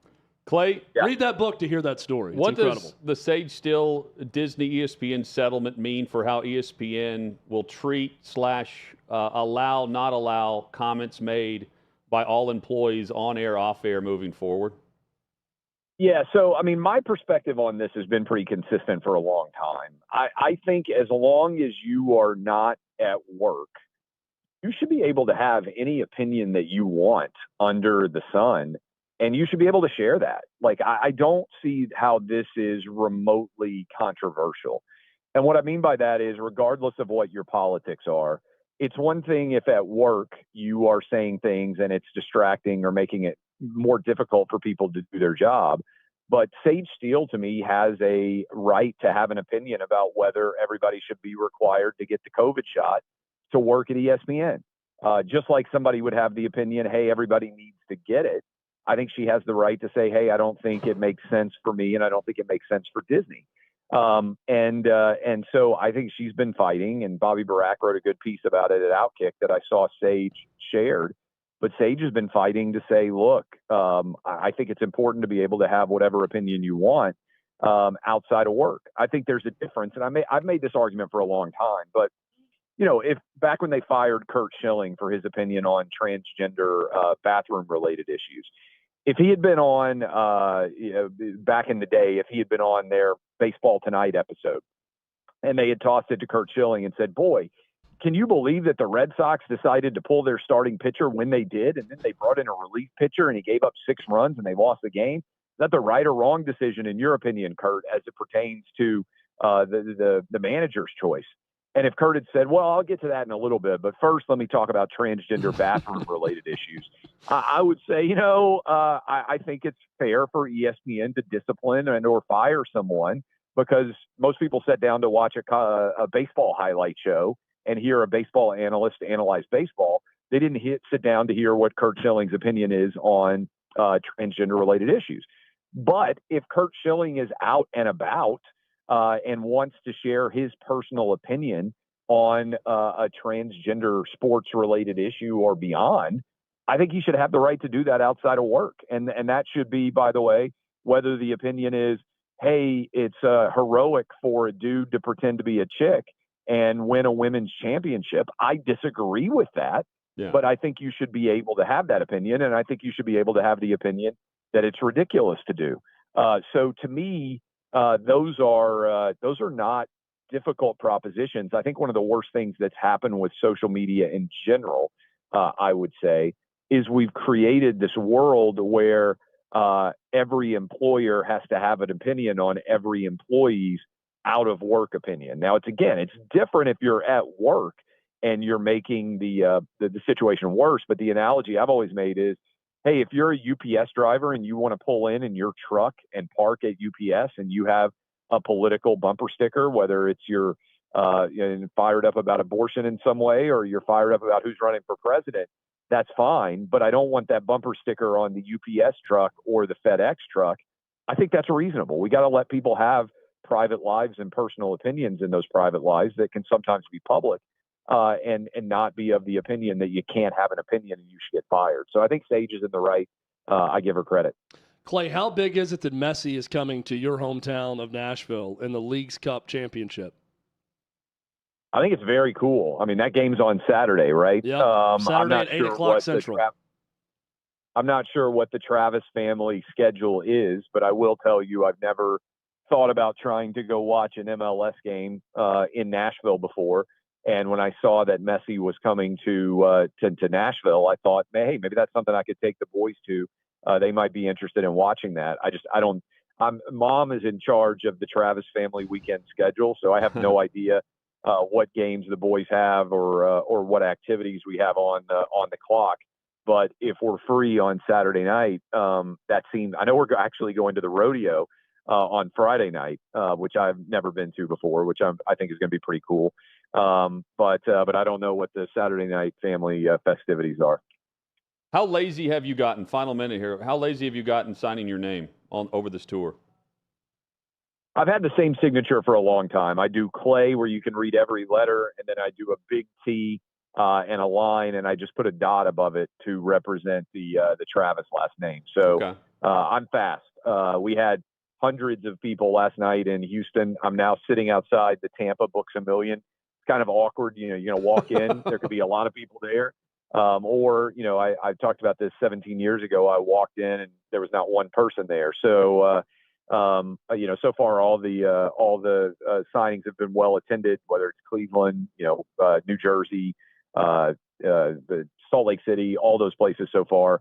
And we had a monster crowd last night in Houston. I hope there will be a decent crowd here and then in Nashville tomorrow. Clay, I will try to sign your name as you just recommended next time I sign on your behalf. Right now I'm just doing a C with a line. I got to be careful. You're already getting taking credit sometimes for being me, and I got to make sure I don't end up with responsibilities that I can't handle here. Yeah, that's right.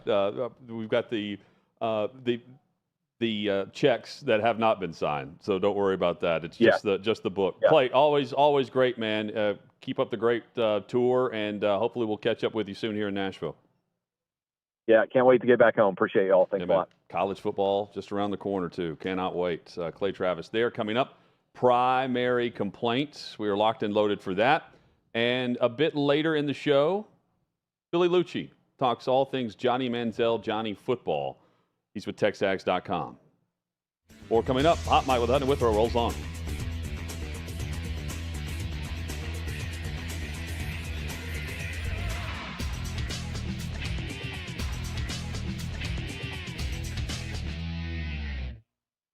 Do you feel as if, well, I'm pretty certain I know your answer because I know how I felt in college. I had to take, my major was actually chemistry at first as well, and I had to take a lot of ethics courses and different, I actually took a gender study course as well.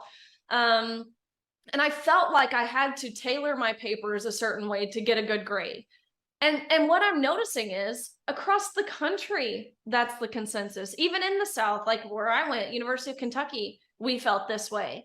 And so I entirely agree with you that this is, it's happening all over. About the backlash, how I mentioned, she came out and essentially used the argument of your argument was based in white supremacy.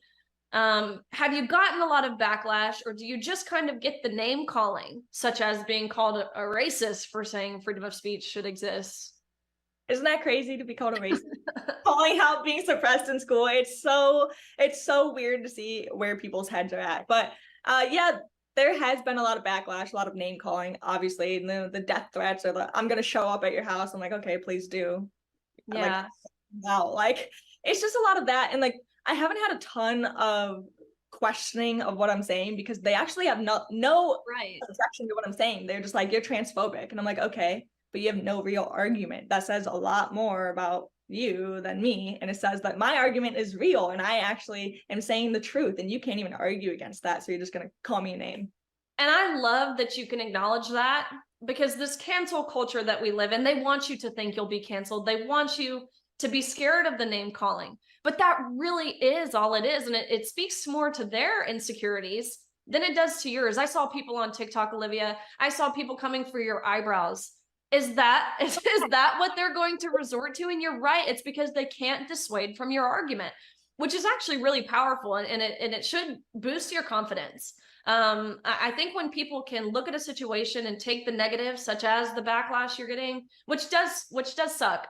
There's no taking away from that. It's not fun. It's not enjoyable. It does take a toll on you.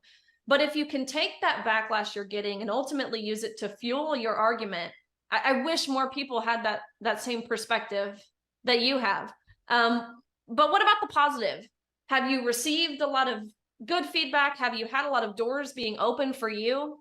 Yeah, absolutely. I mean, the opportunities that I have had are just absolutely incredible. And the support from people like you and all these other speakers who've spoken up about, men in their sports. And the ones that really stick out to me are actually the parents of young girls. who are messaging me and saying, I have 2 daughters who are running cross country just like you did. Thank you so much for protecting them. Thank you so much for sticking up for them in their futures. And I'm like, that's why I'm doing this. It's not really for me. It's for all of these other girls, and not even just girls, but for college students, for young men, like all of these people. I want to help them. I mean, America was built on freedom of speech. That's why we are what we are. And colleges are now trying to take that away. And like we said earlier, it's going down a bad path. You know, Olivia, you sound like you're filled with hate. You sound just super hateful. No, how could anyone listen to your argument and say that that's hateful? I mean, I hear the compassion coming from your voice, advocating for what you're advocating for. It really is for everyone, all ages, all sexual orientations, even all gender identities. That's who you're advocating for, to be able to speak freely.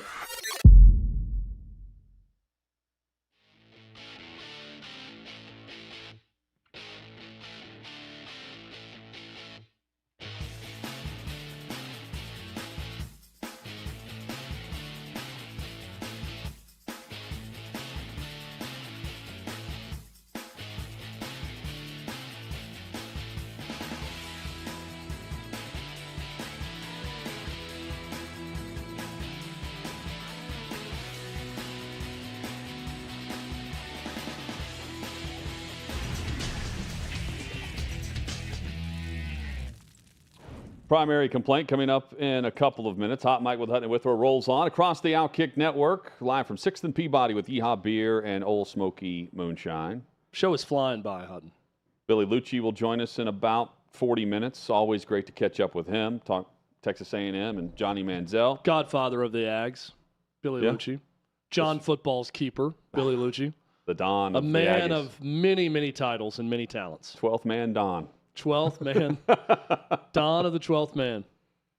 Chad, Anthony Richardson, no surprise. Anthony Richardson is the week 1 starter in Indianapolis. I say no surprise because when he was drafted, they were immediately at the podium saying, hey, he's our guy. We're in love with the ceiling that he presents and the potential that he has shown us throughout the scouting process, but it's going to take some time. Irsay is saying, when they selected him at 4, hey, he's our guy. They're throwing him in a year early at best here. There were some scouts during the draft process that said that he needed 2 years to develop more instead of coming out early from Florida. But Richardson in this battle with Gardner Minshew, he's already been named the week 1 starter. By the way, week 1, Jacksonville at Indianapolis on September the 10th.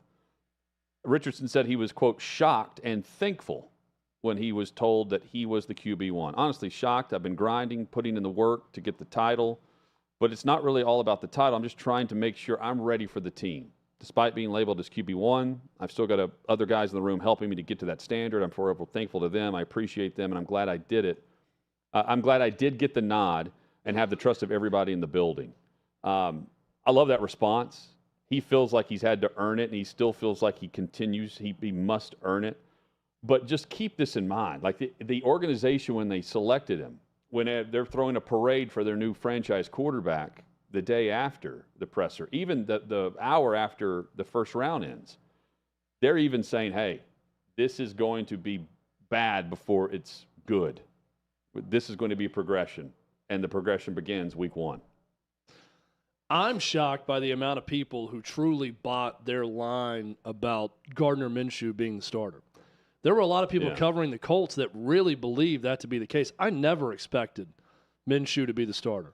He's good off the bench. He's good in spurts, right? That's what he's done through his career. He's got the magic, and then things trail off. I'm just a believer in starting the clock. On your franchise quarterback. But in this case, they're comparing what they have to Gardner Minshew, right?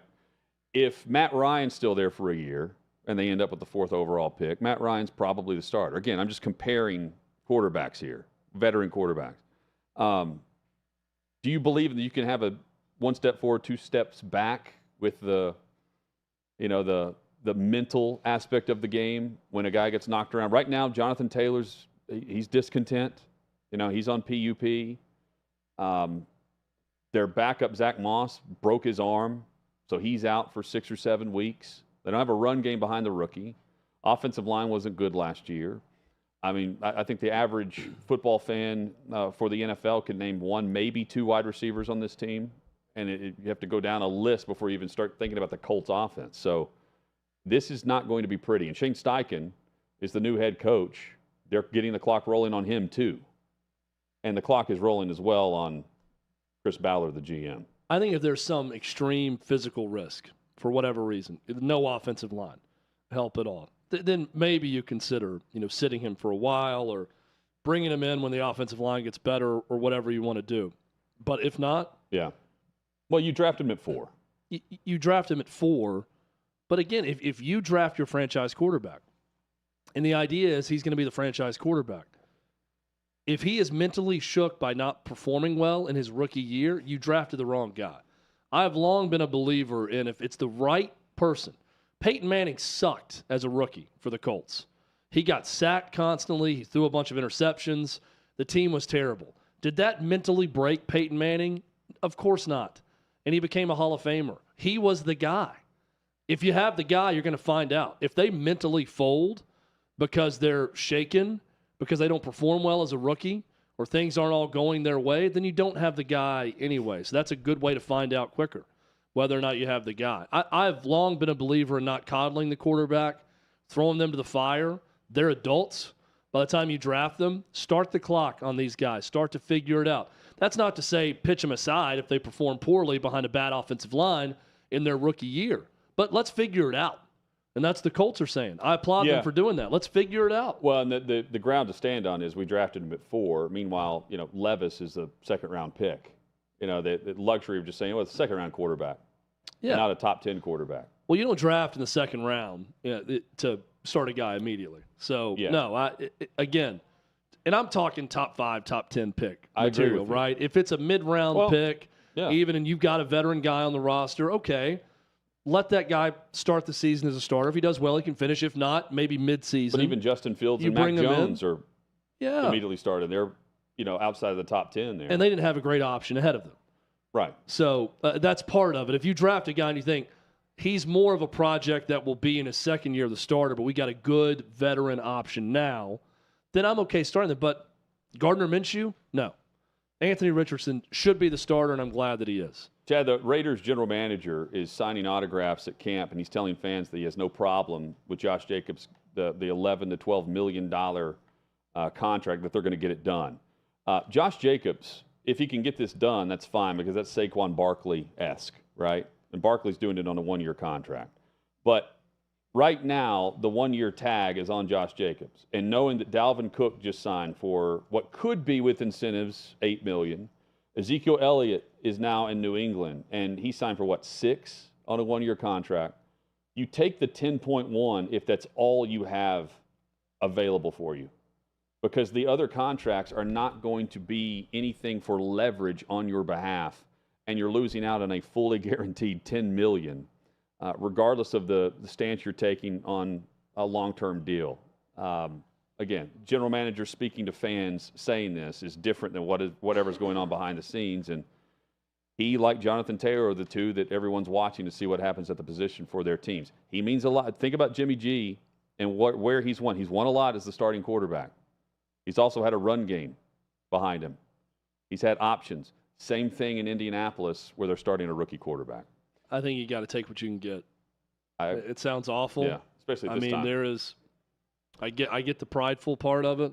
I understand it. It's probably not fair, but there are times when you got to swallow your pride and get what you can get. Dalvin Cook realized that. Yeah. And he went to a situation where he could possibly win a Super Bowl with the Jets. I think Jacobs, Taylor, these guys are going to have to figure it out. Saquon Barkley, got a small win in the way they were able to restructure things to make it look different. Move money around, yeah. Was it a big win monetarily? No, probably not. But it's something different. But for the rest of these guys, you got to take what you can get. And they're going to figure that out. I think all of them will. Chad, we've got more headlines coming up, Billy Lucci as well. But right now it is time to air our top grievance of the week. It is time for Primary Complaint. It's time to air our top grievance of the week. You can complain all you want. My job is so unfulfilling. Don't run away from your feelings. It's time for a Hot Mike's primary complaint. Chad, my primary complaint this week is someone in marketing was paid for the packaging of broccoli. We're showing the image on the screen here. Shopping recently. Broccoli in a bag. You put it in a microwave. In the top right corner, the marketing push for this is new healthy side dish. Broccoli is new and healthy as a side dish. Someone is on a salary that said, you know what, let's put the word new in front of healthy. That's going to really get that mom to dive in on broccoli as a side dish all of a sudden. Give me a break. This is like someone that was paid to come up with, in the state of Tennessee, paid $80,000 for 2 letters, T and N, as the new state logo. I hope that person, whoever's doing this bag marketing for broccoli, wasn't paid more than the stupid logo that we look at each and every day. That's my primary complaint. Hutton, the Perro Family Farms also has a new and exciting breakfast healthy product, the banana, that they're going to be offering. Very new, brand new exclamation breakfast point. Item. New banana, new healthy side dish. That's great. I've also got a food-related complaint this week. My primary complaint: serving sizes and how we monitor them.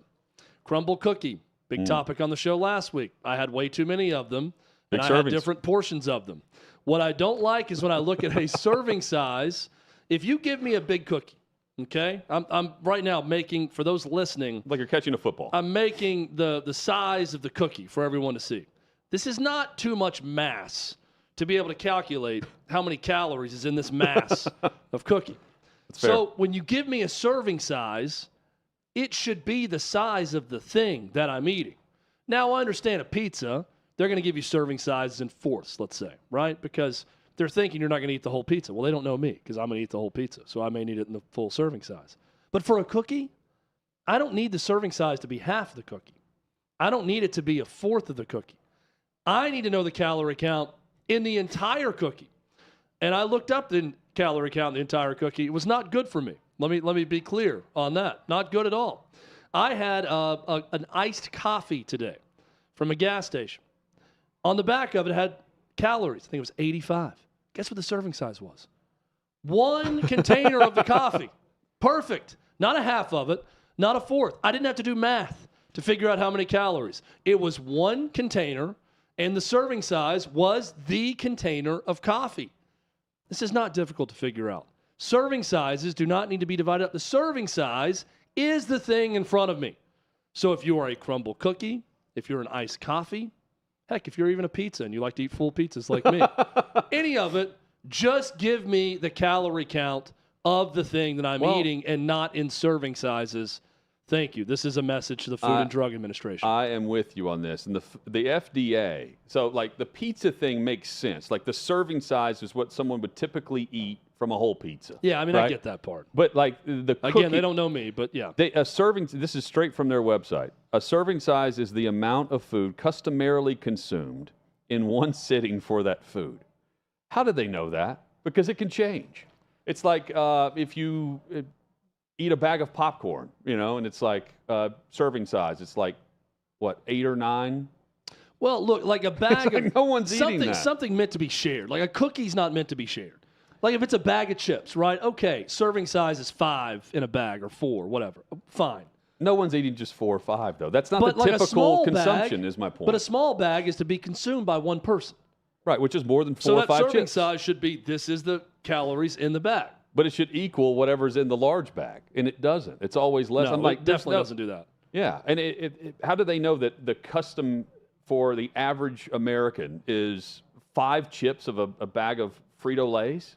And if we're going to be so precious about how much Americans should eat of everything, then just make it mandatory to sell it in that serving size. Now everything has to be sold. Hey, you can't eat more than this. So here is the bag that you're going to buy, or here's the cookie you're going to buy, or the half a pizza you're going to, whatever. Like, this is ridiculous. I don't need to do math. If I see calorie count on it, I want it to be for the whole thing. It's very simple. 1/4 I'm trying to make things simpler for people. 1/4 of a cookie. Is that the average? serving? Yeah, that's what they're saying. 1/4 of They a say cookie. the average person eats one-fourth of that a is cookie. insanity. I don't know a single person who eats 1/4 of a crumble cookie when they get it. Chad ate a fourth of each. People on diets that are trying to lose 50 pounds don't eat a fourth of a crumble cookie. I mean, let me meet someone that eats a fourth of a crumble cookie. Because you're judging on who I will eats show it. you a psychopath. You're judging on who eats the food, not who doesn't eat the food. They're doing it on what is the custom for the average person. My daughter Lucy turns 4 today. She eats more than a fourth of a crumble cookie. She deserves it. She's We're 4. getting crumble cookies for her birthday right now as we speak. She will eat more than a fourth of a crumble cookie. She's 4. You will too. She's tiny. I'll eat 1.5. How many serving sizes is that?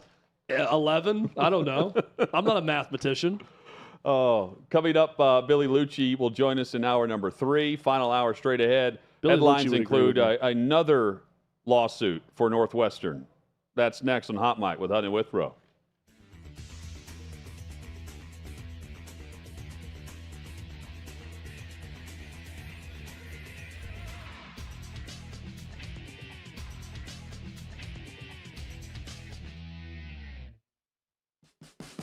What you're experiencing is the bold taste of a Southern legend. Old Smoky Moonshine and Whiskey, authentic Tennessee mountain-style spirits. We believe in crafting flavors that were born from tradition but defy expectation. And pioneering a new experience with every sip. Because if it doesn't do this, it ain't this. Old Smoky Moonshine and Whiskey. Come on.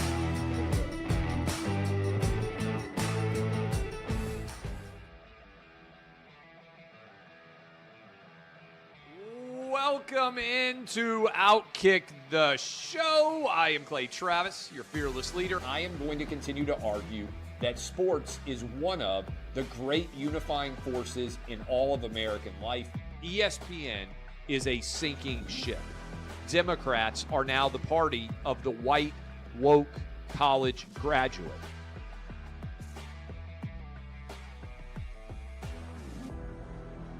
We live in a land of participation trophies. You gotta lean into the turns. You really gotta lean into the turns. When Leah Thomas walked in that first day, it got silent, and every girl was uncomfortable. Very difficult to go back-to-back years in the NFL with the #1 overall pick. I just think the way Anthony Bass handled this was so sloppy. Oh, I think it's perfect. And I mean, what he reposted did and then how he did it. He bent the knee and bowed. He was going to catch the ceremonial first pitch. I've been out of LA long enough to have forgotten that libs, no matter how ridiculous the scenario, are gonna live. Another week of inflation, another week with Biden with COVID, and another set of losers to crown. People don't watch the WNBA on TV, in person, on a plane, on a train, on a bus, or on purpose. The scary thing, Tommy, is in the history of this government, I've never seen them give anything back that they've taken. Oh no, they never do. And they won't. When you're behind closed doors, when you're talking to plant managers, when you're having meetings, when you're with the team, was there an acknowledgement of any of this, an acknowledgement of the situation, the boycott, and then the doubling down about moving away from the fratty image? We've seen coaches throw water bottles. We've seen coaches act like idiots. We've seen coaches slap other coaches. But I think if you're involved in carjacking, you're inherently a rotten human being. The level of stupid that sometimes gets on our YouTube chat just gives me a headache. You're born a male, play with males. You're born a female, play with females. Don't at me about it, people. I'm pissed off about this. I never did it before in my life, but Trump is being cheated. The American people are being cheated. We, ladies and gentlemen, are being cheated. I believe this person is the greatest player anybody alive will ever see. How can you hate Derek Jeter? A guy's on-base percentage tells me his batting eye, and a guy's slugging percentage tells me if he's a threat. That's the kind of guy that throws a no-hitter, that effectively wild guy.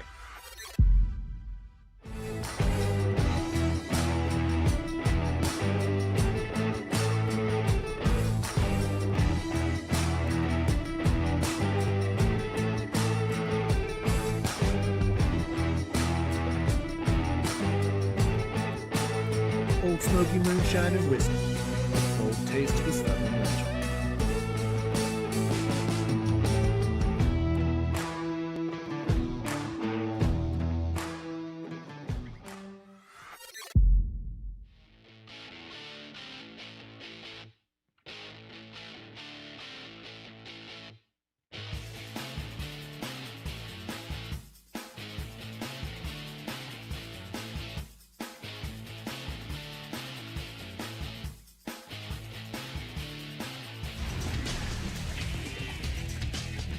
Just like that. The final hour is here. Hot Mic with Hutton and Withrow across the Outkick Network. 6th and Peabody, our location, with Yeehaw Beer and Old Smoky Moonshine. You can join Chad and Royce in the chat. We're back on YouTube. Royce are back. Royce is back. I haven't seen a lot from Royce. Just said, "What up, boys?" with 2 fist bumps. He hasn't said anything else. Right now, I'm typing up Royce. Royce, what up? We're back. Royce, we're all caps back, all caps to Royce. We'll see what he has to say. Billy Lucci, TexAgs.com, joins us in 20 minutes.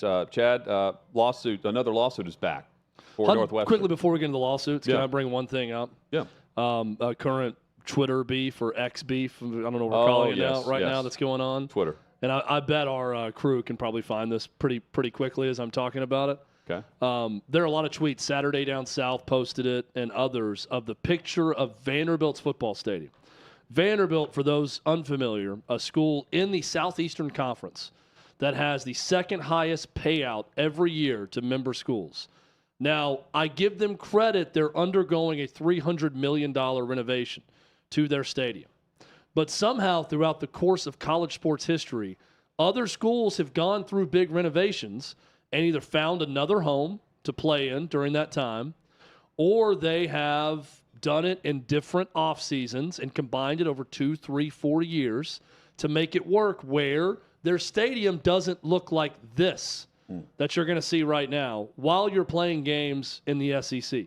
This is just one end zone. The other one actually looks worse than this. They've lowered their capacity from about 38,000 to 27,000 for the upcoming season.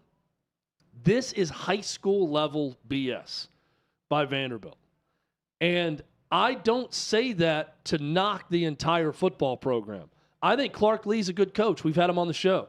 I like Clark. I think he's got a good idea about what to do. I think he can do a good job at Vanderbilt.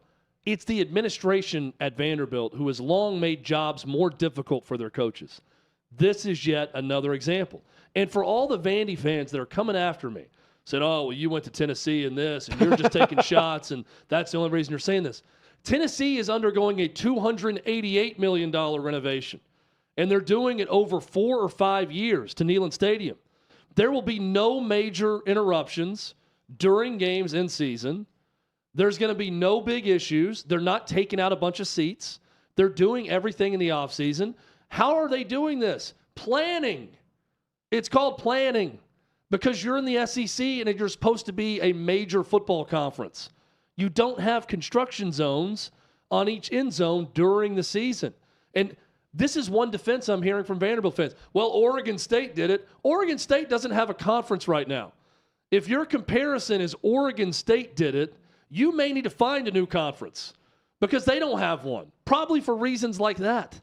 Stop making excuses for bad decision making. The other thing, too. You should be retweeting me and liking it and saying, yes, administration, let's get it together. Yeah, but they have been doing that, and they finally get the construction going. And look, I could also say they had to do it this way. Otherwise, you're likely not going to see completion. Just kick the can down the road a little bit more. So might as well demolish everything and build it immediately so they don't change their mind.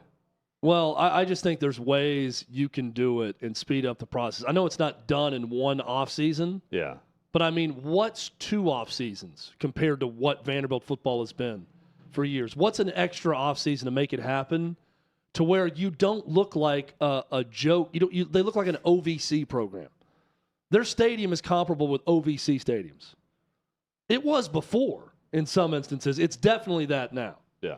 And they have nowhere to go with a new stadium. It's substandard for a Southeastern Conference program. So far behind on upgrades. And I just pointed out, I said, this is one of the reasons Clark Lee has a difficult enough job as it is. Why are you making it more difficult on him? And people say, well, I think it's the academics and trying to get guys in school that makes it difficult. Notre Dame and Stanford figured it out. You're allowed to do the same. There are academically minded schools that have figured out football. Oh, you don't even have to. You can do it too. Look at other universities. Look at a different coach, James Franklin.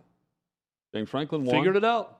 They didn't do this for James Franklin, though. No. So if you're going to actually have upgrades at the stadium, you probably have to do everything at once to ensure that it's going to be rebuilt the way they say it's going to be. Well, that's unfortunate.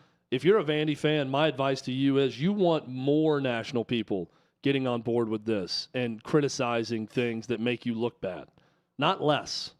You want more people bringing it to light and saying you have a good coach and that your future could be a lot brighter if the administration made better decisions. Georgia, you need more of that, not less. Georgia, the number one team in the country going for the three-peat, will have a road trip to Vanderbilt this year. There'll be a lot of red and black on those dirt piles in the end zone. They'll be watching the game from there. They'll probably be able to pay. Vandy will probably charge them. I know they've gouged opposing fans before. They'll probably charge a VIP pass of $500 to ride the bulldozer and watch the game from the top of it during the game. That's not a bad idea for certain fan bases. Do you want to watch the game from the Caterpillar machine in the end zone? Then you can pay us $1,500 to do so. BMX here or monster trucks after the game? They're just going to be they're going to set up a fan zone of the opposing team, starting with Hawaii. Hawaii's going to have their own fan zone in the dirt. Get laid in the dirt. They're going to be handing out lays left and right. If you can take the pile.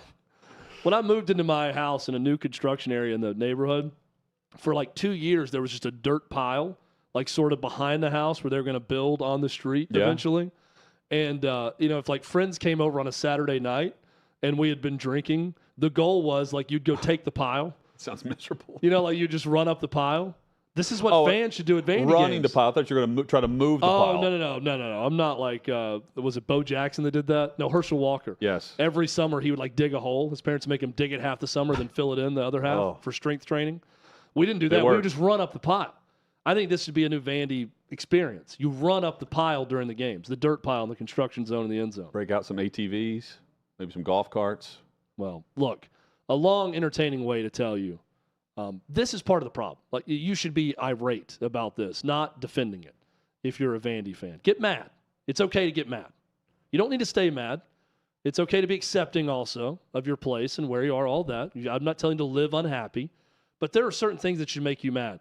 And when Saturday Down South posts the panoramic shot of your stadium, looking like a Guatemalan soccer stadium from 1956. Then you should be angry. You play in the SEC. Your endowment is that of Harvard. You should be better than this. Well, they should already be.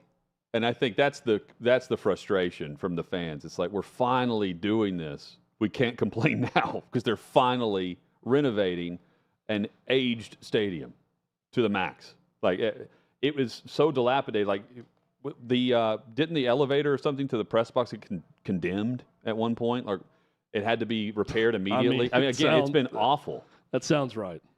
Chad, by the way, someone said Vandy's playing their first game at Pearl-Cohn High School. That was a fake report. Too many people picked that up, but that we laugh at. There's a fake reporter in Tennessee called Richard G. West, Dick West, and he puts slightly believable stories out that are jokes. And one of them was that Vandy will play their season at Pearl-Cohn High School, which is a public high school in Nashville, and people are running with it. This guy said, well, they are playing their games at their first game at Pearl-Cohn, which is so funny. 11 a.m. kickoff, ESPN2, Georgia at Vanderbilt at Firebird Stadium.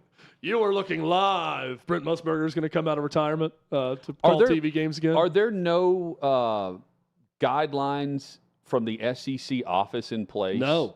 Yeah, because it's not. There's no guidelines on capacity. But I'm saying like construction. There is only so. I remember we've asked this question before. The SEC for both football and basketball, they only have guidelines for common media areas. Right. With space for that, and I think there's some locker room distinctions for opposing teams. At what point there's nothing for fans or capacity. And the reason we asked that then is we think it would be wise of them to reduce capacity. NFL stadiums are certainly doing that. Titans are moving into a dome that's going to be 10,000 less than what they have right now in the open air Nissan Stadium. Point being, at one point to move up to Division I, you had to have a stadium of 30,000 capacity minimum. And now there is no minimum like that. But that was tough. There's a lot of empty stadiums from some smaller schools. To be D1, they had to have that capacity. And then you could tarp over stuff afterwards. But you've got nothing but like metal bleachers in a lot of these stadiums. In this case, just concrete seats. and they should reduce capacity, which they are doing, and that's smart. Chad, another lawsuit for Northwestern. This one involving 3 former coaches from the baseball staff. They say that they were fired for reporting bullying and reporting derogatory abuse on the baseball program through head coach Jim Foster, who was fired shortly after Pat Fitzgerald was let go as the football coach at Northwestern. There are now more than 12 lawsuits with football and baseball combined. The interesting thing here is they're saying that they sent this to HR, and the 3 were fired based on these allegations being brought forward. Named in this lawsuit, and this is important because consider there is an external investigation internally on the athletic department from the top down. Derek Gregg is named, as are 2 other members of the athletic department in his office, including one in HR. So this is with the former attorney general overseeing an investigation as this goes on. We've long said that Derek Gregg isn't long for that position, and the investigation to me will, while they're going to try to follow some type of system moving forward and how to handle situations like allegations, hazing, other things, this is another example that the coaches feel like they were not just ignored, but lost their job because of the atmosphere surrounding Jim Foster and the fact that they didn't want to be in his atmosphere. They were avoiding him, as others would too, based on the derogatory abuse and the other things going on behind the scenes there. The suit also says, I love this part of it, that Foster, quote, created such a toxic environment that staff members felt too uncomfortable to go to the lunchroom because they would have to interact with Foster, causing them severe anxiety and stress. If this is written about me from people that I actually liked, that I worked with, I think I would just retire from jobs altogether. Like if this is what they were saying about me. So uncomfortable around the person in such a toxic environment, they avoided them in the lunchroom. Avoided lunchroom, but the anxiety would come from fearing for your job because you went to HR. Like that's higher than just whatever Jim Foster was. He technically wasn't fired. Absence, a leave of absence, and he's not coaching again. Remember that? They never said he was fired. They just said he's not going to coach again. It's one thing to not relieved of his duties. It's one thing to not get along with someone or enjoy spending a lot of time talking to them and not wanting to sit and have a meal with them. Yeah. It's another thing to say it causes you severe anxiety because he's so stress. Hardcore. Well, or just because they're so terrible. Just had created such a toxic environment, didn't want to be around them. And this was some of the claims are like he would say racist things about people just in passing. You know, things like that. Not just he was always on me or made life tough on me. It was he was so uncomfortable, not even short fuse, just he was so uncomfortable to be around. But one claim was he said that he didn't want a female trainer around the team because all the players would be checking her out. Or on the diamond. Yeah. Like didn't want her around. Seen. And the assistant coaches hated to hear that. Yeah, because I guess there's a guilty by association mentality with that. I guess. Yeah. Again, this is Gregg's, the AD. This is his hire. So, for all of the discussion about, he just got here and he inherited this mess, this is one of the lawsuits that involved strictly his tenure since 2021 and arriving there, and 2 others within the athletic department. One is the deputy athletic director at Northwestern. Yeah, and keep in mind with this too, Chad, the investigation from the former attorney general, according to Michael Schill, the president, that will be made public. Unlike the university's internal investigation that took 6 months, that originally only resulted in a 2-week suspension without pay for Pat Fitzgerald. And since then, Fitzgerald's out, and so is Jim Foster, the baseball coach. Well, what is Derek Gregg's day-to-day like right now? I feel like he has someone He's got shadowing one foot him. out. Yeah. He knows it. They are waiting for the completion of this internal audit and investigation to fire their AD with cause. He cannot survive this. And he has to know that. And they are also coming up with the job descriptions for the head football and baseball coach. If someone were to leave, if the tennis coach were to leave for another job right now, they're going to let Derek Gregg make that decision on who to hire? Absolutely not. So he's not the AD.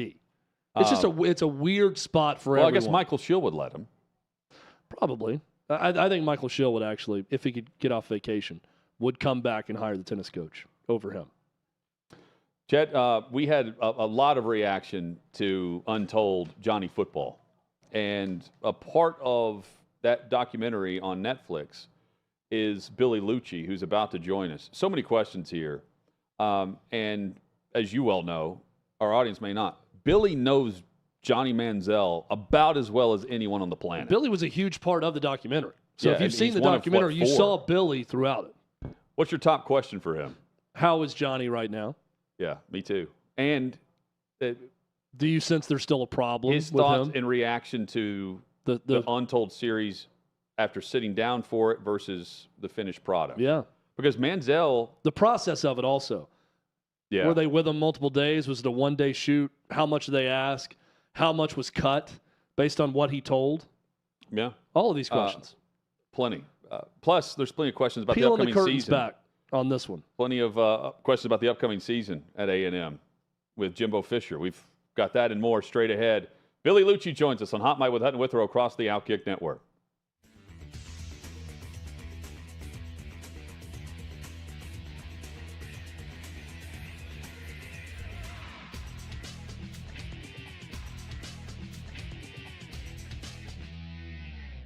Hey, Davey Hudson of Outkick here. We are at SEC Media Days 2023 in Nashville, Tennessee. We're going to go talk to some players, see what they have to say. What's the best purchase you've made from an NIL deal so far? Tag watch right here. Far. Best purchase? I probably just give it back to my son for real. That's probably my best purchase every time. Man, pay my truck off. Definitely. A house. My wife and I bought a house, so that's been huge. Being able to save that money up and buy a house. This chain here. The best purchase? I'd probably say helping my mom out with school. Ooh, the best purchase? Probably the shoes. The shoes I got on right now. The best purchase I made, well, the best NIL deal I've had is free steaks from Marksbury Farms, so keep me fed and beefed up. With it. Ooh, purchase? Probably a new golf bag. Or recently I played TPC Sawgrass this past weekend, and that was from I used that money from a deal I made, so that's up there too. Probably getting my sister through college, helping my family out a lot. That's probably my best purchase I've done. Best purchase? Probably my my mom and dad anniversary gift. The best purchase I've made? I got a yoga mat the other day, and that's helped me a lot. Just flexibility and everything like that, so probably that. Best purchase? My smile. Best purchase? I would say my best purchase was having my school supply drive. Landon, what is your favorite sports movie of all time? Remember the Titans for sure.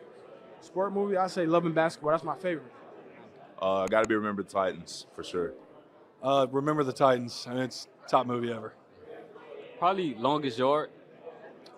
I'd probably say Like Mike with Bow Wow. Yeah. My favorite sports movie, Remember the Titans. Air Bud. Perfect answer, actually. I really don't know. I don't have one. Movie? I haven't seen many, but does Sandlot count? Favorite sports movie of all time, probably Coach Carter. Ooh, sports movie, probably The Express. Happy Gilmore. The Little Giants. Amari, what was your most favorite sports movie growing up? Remember the Titans. Barbie or Oppenheimer? Which one are you and the boys seeing first? I don't know the other one, but definitely not Barbie. Oppenheimer, got to be. I'm not against the Barbie movie, though. I tried to recommend it. I was shut down pretty fast. Oppenheimer. Come on now. You don't need to ask me that question. Oppenheimer looks good, though. What's Oppenheimer? It's a movie about the atomic bomb. It's the big thing that comes out this Thursday. Yeah, probably that. Oppenheimer. Wait, what was the other one? Barbie or Oppenheimer? The opposite of Barbie. The opposite of Barbie. Yeah, so I'm not. We're going to see Oppenheimer and then follow with Barbie. Solid choice. I don't even know Oppenheimer. I don't want to see Barbie though. Oppenheimer, 100%. Oppenheimer. Oppenheimer. Say a little bit louder. Oppenheimer. Oh, we're going to watch both of them. Maybe on the same night, but we'll probably watch. I think you got to watch Barbie first, just so you're not, Oppenheimer might be a little too intense. You know what I'm saying? So you warm up with Barbie and then you go to the Oppenheimer. The second one. Oppenheimer. Sorry. Barbie or Oppenheimer? Which one are you and the boys seeing first? Barbie.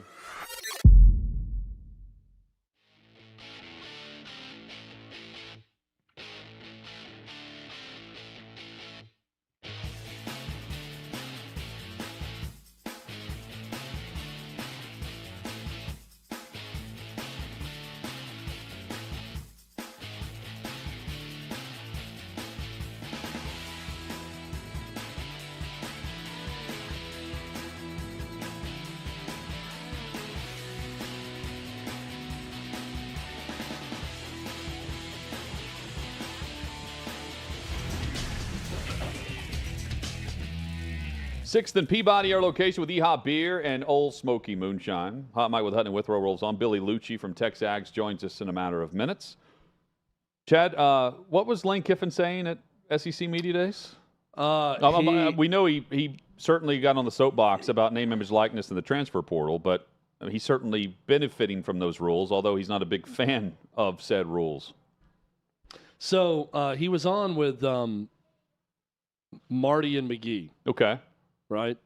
Yeah, that's it. That's the show. Yeah, Marty and McGee on SEC Network. They did this at SEC Media Days, but I think it just now aired. I'm getting this from Ross Dellinger, who's quoting the interview. Candid Lane Kiffin on NIL era. Quote, I think kind of accepting you're going to not have phenomenal culture. It doesn't mean I don't work on it. We don't have many kids dying to be here. These transfers go to a place that fits them best at that time. It's not about the school, is what Kiffin said in regards to players playing for him. Yeah, well, that is true. You're going for opportunity. Although, how did he get all three of those quarterbacks? I don't know. I'm sure money had something to do with it. He also says Kiffin on coaching college versus NFL. This is weird because it's complete opposite of what he just said. Quote, I really like college because players care so much about where they are. A lot of locker rooms, that's who they wanted to play for when they grew up. The NFL, it's business. We're now moving towards business. I'd say the joy is not the same, NFL and college. Well, it is straight He's business. right about that. This is also so I'm on the Kiffin train, right? Yeah. You're a big Lane train guy. Lane train. He just got a significant raise at Ole Miss that is now paying him over $9 million a season. And that's a boost from 7, and he was flirting with Auburn. To then turn around and say, it's guys are just not choosing because of the school. It's not because of Ole Miss. It's because of opportunity. That's great for him, though. He's done a really nice job of using the portal to his advantage and flipping rosters in a way, like Matt Corral, and flipping and turnover from guys he lost to the NFL, and then doing it again. And he's not only doing it for the starters, he's got good backups at certain spots through the portal. So it can't just be about NIL there. I think there's also, and he's also turned over coaching staffs throughout all this too. I don't know. Where is the detriment? Where is it hurting Lane Kiffin? He's now paid $9 million plus at Ole Miss. We're not talking Auburn or one of the top schools that's known for paying coaches. He's now paid $9 million, and the expectations there compared to where he's been and no longer is vastly different. Where have we even mentioned Ole Miss as a contender for the third spot in the SEC West right now? No, but he's paid like it. Yeah, look, I like Lane Kiffin's honesty. I do too. But I try to look at things through every perspective. If I'm his boss at Ole Miss, I don't love my football coach saying no one's coming here for the school. Yeah, Ross Bjork. Yes. And it's not Ross Bjork anymore, right? He's at A&M. Oh, yeah, you're right. He is at A&M. Yeah, I don't know who his boss is now. But point being, okay, it's also a great sales pitch for Lane Kiffin. You know, no one's coming here for the school. Basically, they're coming here for me and my program. I mean, it's the school that pays you. So I think you got to kind of tread lightly at times there. But, yeah, I mean, I think here's the deal, Hutton. I think guys who transfer to Ole Miss, in his personal experience of players, he's probably right. The guys who leave one program to go to Ole Miss aren't necessarily going there for the school. They're going there for Lane Kiffin and for NIL opportunity. Both can be true, not for the school. Guys who transfer to Ohio State, Michigan, Alabama, Georgia, they may be transferring those places to try to win a national title. They may be transferring for the school or the program, not the school, but the program itself. So I think different things can be true at different places. But also, but how the rules are set up now, how is it hurting Lane Kiffin? I don't see the mass exodus of players. I see him bringing guys in more than the other way around. Again, so Saban's Alabama's going to win either way in any structure. Kiffin can have vastly more success in this landscape and structure than without it. I guess that's where I'm coming from. I don't understand the harsh reality, fire and brimstone approach from him, like you could see from the other old school, top of the line goats in college football that can complain about it. I'm trying to figure out what's the benefit. There's got to be something there that he's alluding to or knows what's about to happen, or again, he's still taking advantage of it. And he admits that too. I just don't understand the detriment for how it's crucial that it changes for Lane Kiffin's circumstance, because it's pretty good with the transfer portal wide open. Yeah, and I think part of it is kind of a recruiting pitch in an odd way. I think part of his recruiting pitch also is what he said about minority coaches. When he allowed one of his top assistants that hasn't had a lot of opportunities to coach, and he talked about how it's shameful that the SEC and Big 12, they don't have any African-American minority coaches coaching right now. Because keep in mind, he is in a state where it still is difficult at times to bring in black players that aren't from Mississippi. Yes. That's an issue. So when you say it's not about the school, it can, for transfers, right? It could be more about, some guys grew up here, wanted to play here. I think it still can be a difficult pull for Ole Miss, Mississippi State because of the perception of that state from outsiders. So Lane Kiffin fights a bit uphill with that notion as well. So I think I'm not saying he said that just for recruiting, but I think saying that does not hurt his recruiting. And doing that with his black assistant coach, allowing him to coach that scrimmage and talking about it publicly will also not hurt Lane Kiffin, right? In the long run. No doubt. And you're right. He can have success in both situations. I understand why Eli Drinkwitz is against it at Missouri. But Kiffin is reaping the rewards. It's tough to get different four-star quarterbacks to transfer in. Normally those guys transfer out if they're not starting. And Ole Miss already had their starter. And you still got two that came in.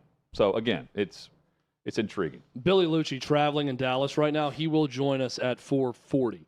So here in 12 minutes, he'll be on with us live to close out the show. So he will be with us. Always a busy man. Always on the go. The Mets, a part of what is an amazing run differential with New York teams for the Atlanta Braves. I'm going to get to that in a moment.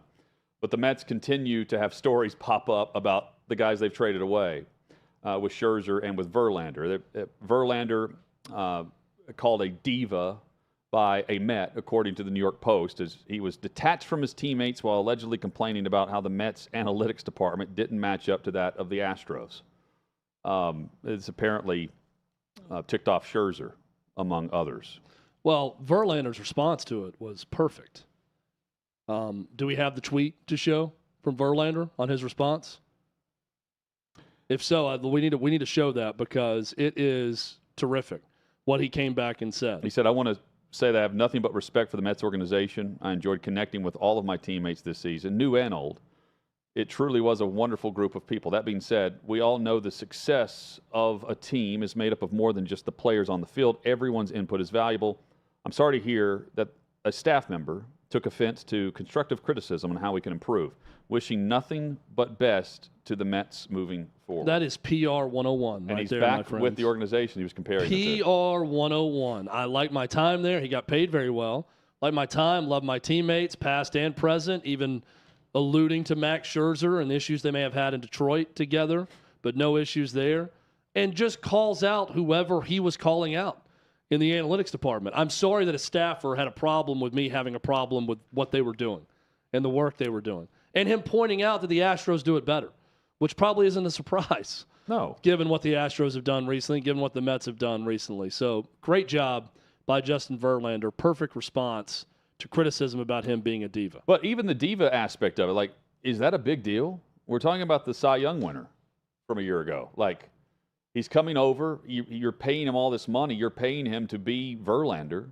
And there are expectations of where he's had success and where he's at the top of his game. And, I mean, I would expect the aces across Major League Baseball to have some diva qualities with how they go about their individual regiment and their expectation for analytics going into a lineup every 5 days. That doesn't surprise me either. Max Scherzer the same way, too. Sure. By all accounts, he's a super intense dude, especially on game days where he's starting, that he has a very tight regiment that he does not break for anyone. The Braves' dominance. How many incredible. runs against New York teams over this last several-day stretch, 5 or 6 days now? They started a 4-game series with the Mets on Friday night. They played one Friday, doubleheader Saturday, one on Sunday. They've now completed 2 of their 3 games with the Yankees. So far, the score is Atlanta Braves 56, New York baseball teams 13 through those games. The Mets did get one win on Sunday, 7-6 in a close game. But, man, oh, man, that is some domination taking place. I'm watching the Braves broadcast last night. The game was on TBS and on Bally's. I was watching the Braves broadcast on Bally's because one of our favorites, John Smoltz, was on the call for the Braves on Bally's in that game. And they interviewed Spike Lee, who was front row in Atlanta, full Yankees get-up, Yankees jersey. He had a hat on that had pennants for all 27 Yankees titles on there. And the Braves broadcast interviewed him. And Spike Lee said, I got to give love to the Braves. They're the best team in baseball by a mile. He said, they're great. And their he offensive said, this score output is showing it. Is record-setting not just for this season, but all time. Yeah, they're like plus 215 now, I think, run differential against their opponents. It's been an incredible ride. Now, the question is for the Braves, do they have the pitching? Their bullpen is sufficient, but not great. Their starting rotation is rounding into form, but not perfect. Not what you would say is, oh, this is going to win a World Series. Good. Right. Their lineup is historic. So from a lineup that doesn't jump out at you as good. Does that balance bring you another World Series would be the question. I mean, and you look, getting hot at the right time, getting a couple pitchers pitching great in October, that's what it takes. Well, the other thing, too, like there are some lopsided scores here throughout this. But when's the last time you saw them play a boring game? Doesn't happen often. I mean, every time I look up, there's something going on at the Braves game that's intriguing. Well, John Smoltz was, and I listened to everything the guy says. He's so good. He said last night, he said, look, if you're a good pitcher and you have a good night, you can shut down the Braves. He said, but you have to be really good. You're not going to hold them at bay without A-plus stuff. And that's once and he said, in a series. He said, you don't have to be a great pitcher and have your greatest stuff. But he said, if you are a good pitcher and you have A-plus stuff, you can put the Braves' bats to sleep on a given night. But it's just few and far between with this offense that you're going to get those things lined up. Really good pitcher, really good stuff, and the Braves can't hit as well. Most nights, they're scoring 7+ runs. That's just who they are. That's their identity. You're going to need to get 8. You got to think that when you're going to these games. You need to get 8 to beat the Braves. Meanwhile, and we brought this up with McHenry yesterday, like you have to rake, right? You know going in. Meanwhile, the Yankees were doing that a year ago. Yeah. And a complete 180 on expectation where you now have You've got Aaron Judge and Aaron Boone admitting we're not showing up. I mean, that's a polite way of putting it. They've not missed the playoffs since 2016, but this is a vastly different look of a Yankees lineup compared to what we saw a year ago and the chase that was on for Judge and the home run record. Yeah, they are 60-60 after last night. So 500. That is not where any Yankees fan or anyone around baseball thought they would be 120 games into the season. Crazy to think about the lost opportunities this season by both New York teams. Mets and Yankees have been two of the biggest disappointments in all of baseball. Mets a far bigger disappointment. Yep. Based on their record and their payroll, but the Yankees right there with them. Well, the thought was they get Judge back and they're going for a World Series run, too. Yeah. You know, New York versus New York kind of thing. The three biggest disappointments are, in no order, well, I'll go in order, Mets, Padres, Yankees. I would say based on expectations and star power. They have not been 500 this late in the season since 1995. It's a pretty good run. That's also a pretty nice run if you're a Yankees fan. What would George Steinbrenner be doing right now? Fire everyone. Yeah. Manager. Probably trade Aaron Judge away. This guy just can't win. He'd just give up on him. Everyone would be done. No one would be safe for George. And yet, here we are. It doesn't feel like Boone's going to be safe. But here we are, both New York franchises. They're not making the in-season move from GM or at manager. Coming up, Billy Lucci joins us from Dallas. That's straight ahead. We talk all things Aggies and Johnny Football Untold. That's next on Hot Mic with Hunt and Withrow.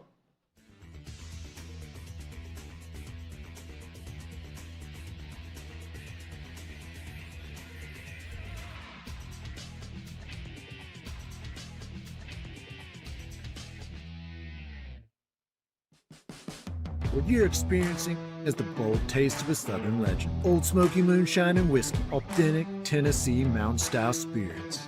We believe in crafting flavors that were born from tradition but defy expectation, and pioneering a new experience with every sip. Because if it doesn't do this, it ain't this. Old Smoky Moonshine and Whiskey. Come on.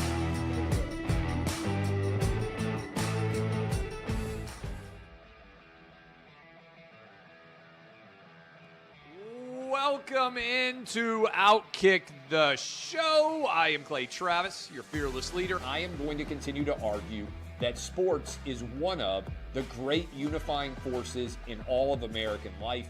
ESPN is a sinking ship. Democrats are now the party of the white, woke college graduate.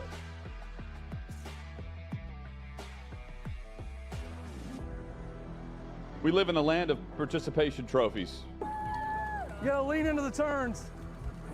You really gotta lean into the turns. When Leah Thomas walked in that first day, it got silent, and every girl was uncomfortable. Very difficult to go back-to-back years in the NFL with the #1 overall pick. I just think the way Anthony Bass handled this was so sloppy. Oh, I think it's perfect. And what he reposted, he bent the knee and bowed. He was going to catch the ceremonial first pitch. I've been out of LA long enough to have forgotten that libs, no matter how ridiculous the scenario, are gonna live. Another week of inflation, another week with Biden with COVID, and another set of losers to crown. People don't watch the WNBA on TV, in person, on a plane, on a train, on a bus, or on purpose. The scary thing, Tommy, is in the history of this government, I've never seen them give anything back that they've taken. Oh no, they never do. And they won't. When you're behind closed doors, when you're talking to plant managers, when you're having meetings, when you're with the team, was there an acknowledgement of any of this, an acknowledgement of the situation, the boycott, and then the doubling down about moving away from the fratty image? We've seen coaches throw water bottles. We've seen coaches act like idiots. We've seen coaches slap other coaches. But I think if you're involved in carjacking, you're inherently a rotten human being. The level of stupid that sometimes gets on our YouTube chat just gives me a headache. You're born a male, play with males. You're born a female, play with females. Don't at me about it, people. I'm pissed off about this. I never did it before in my life, but Trump is being cheated. The American people are being cheated. We, ladies and gentlemen, are being cheated. I I believe this person is the greatest player anybody alive will ever see. How can you hate Derek Jeter? A guy's on-base percentage tells me his batting eye, and a guy's slugging percentage tells me if he's a threat. That's the kind of guy that throws a no-hitter, that effectively wild guy.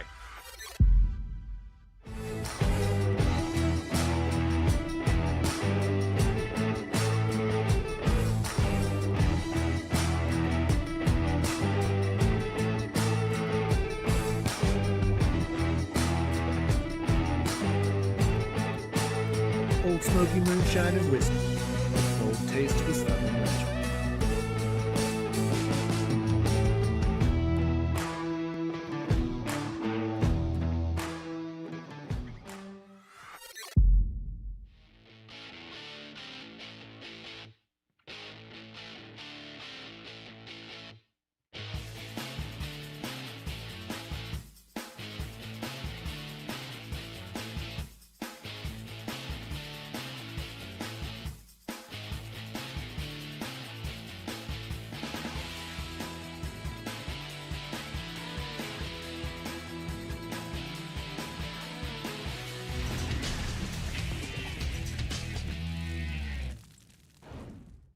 Chad, what do you got going on after the show today? You want to stick around here at 6th and Peabody and get a Yeehaw beer and Old Smoky Moonshine drink? Hutton, I would love that more than anything, but they frown upon me having moonshine before I go coach softball, so I can't tonight. Okay.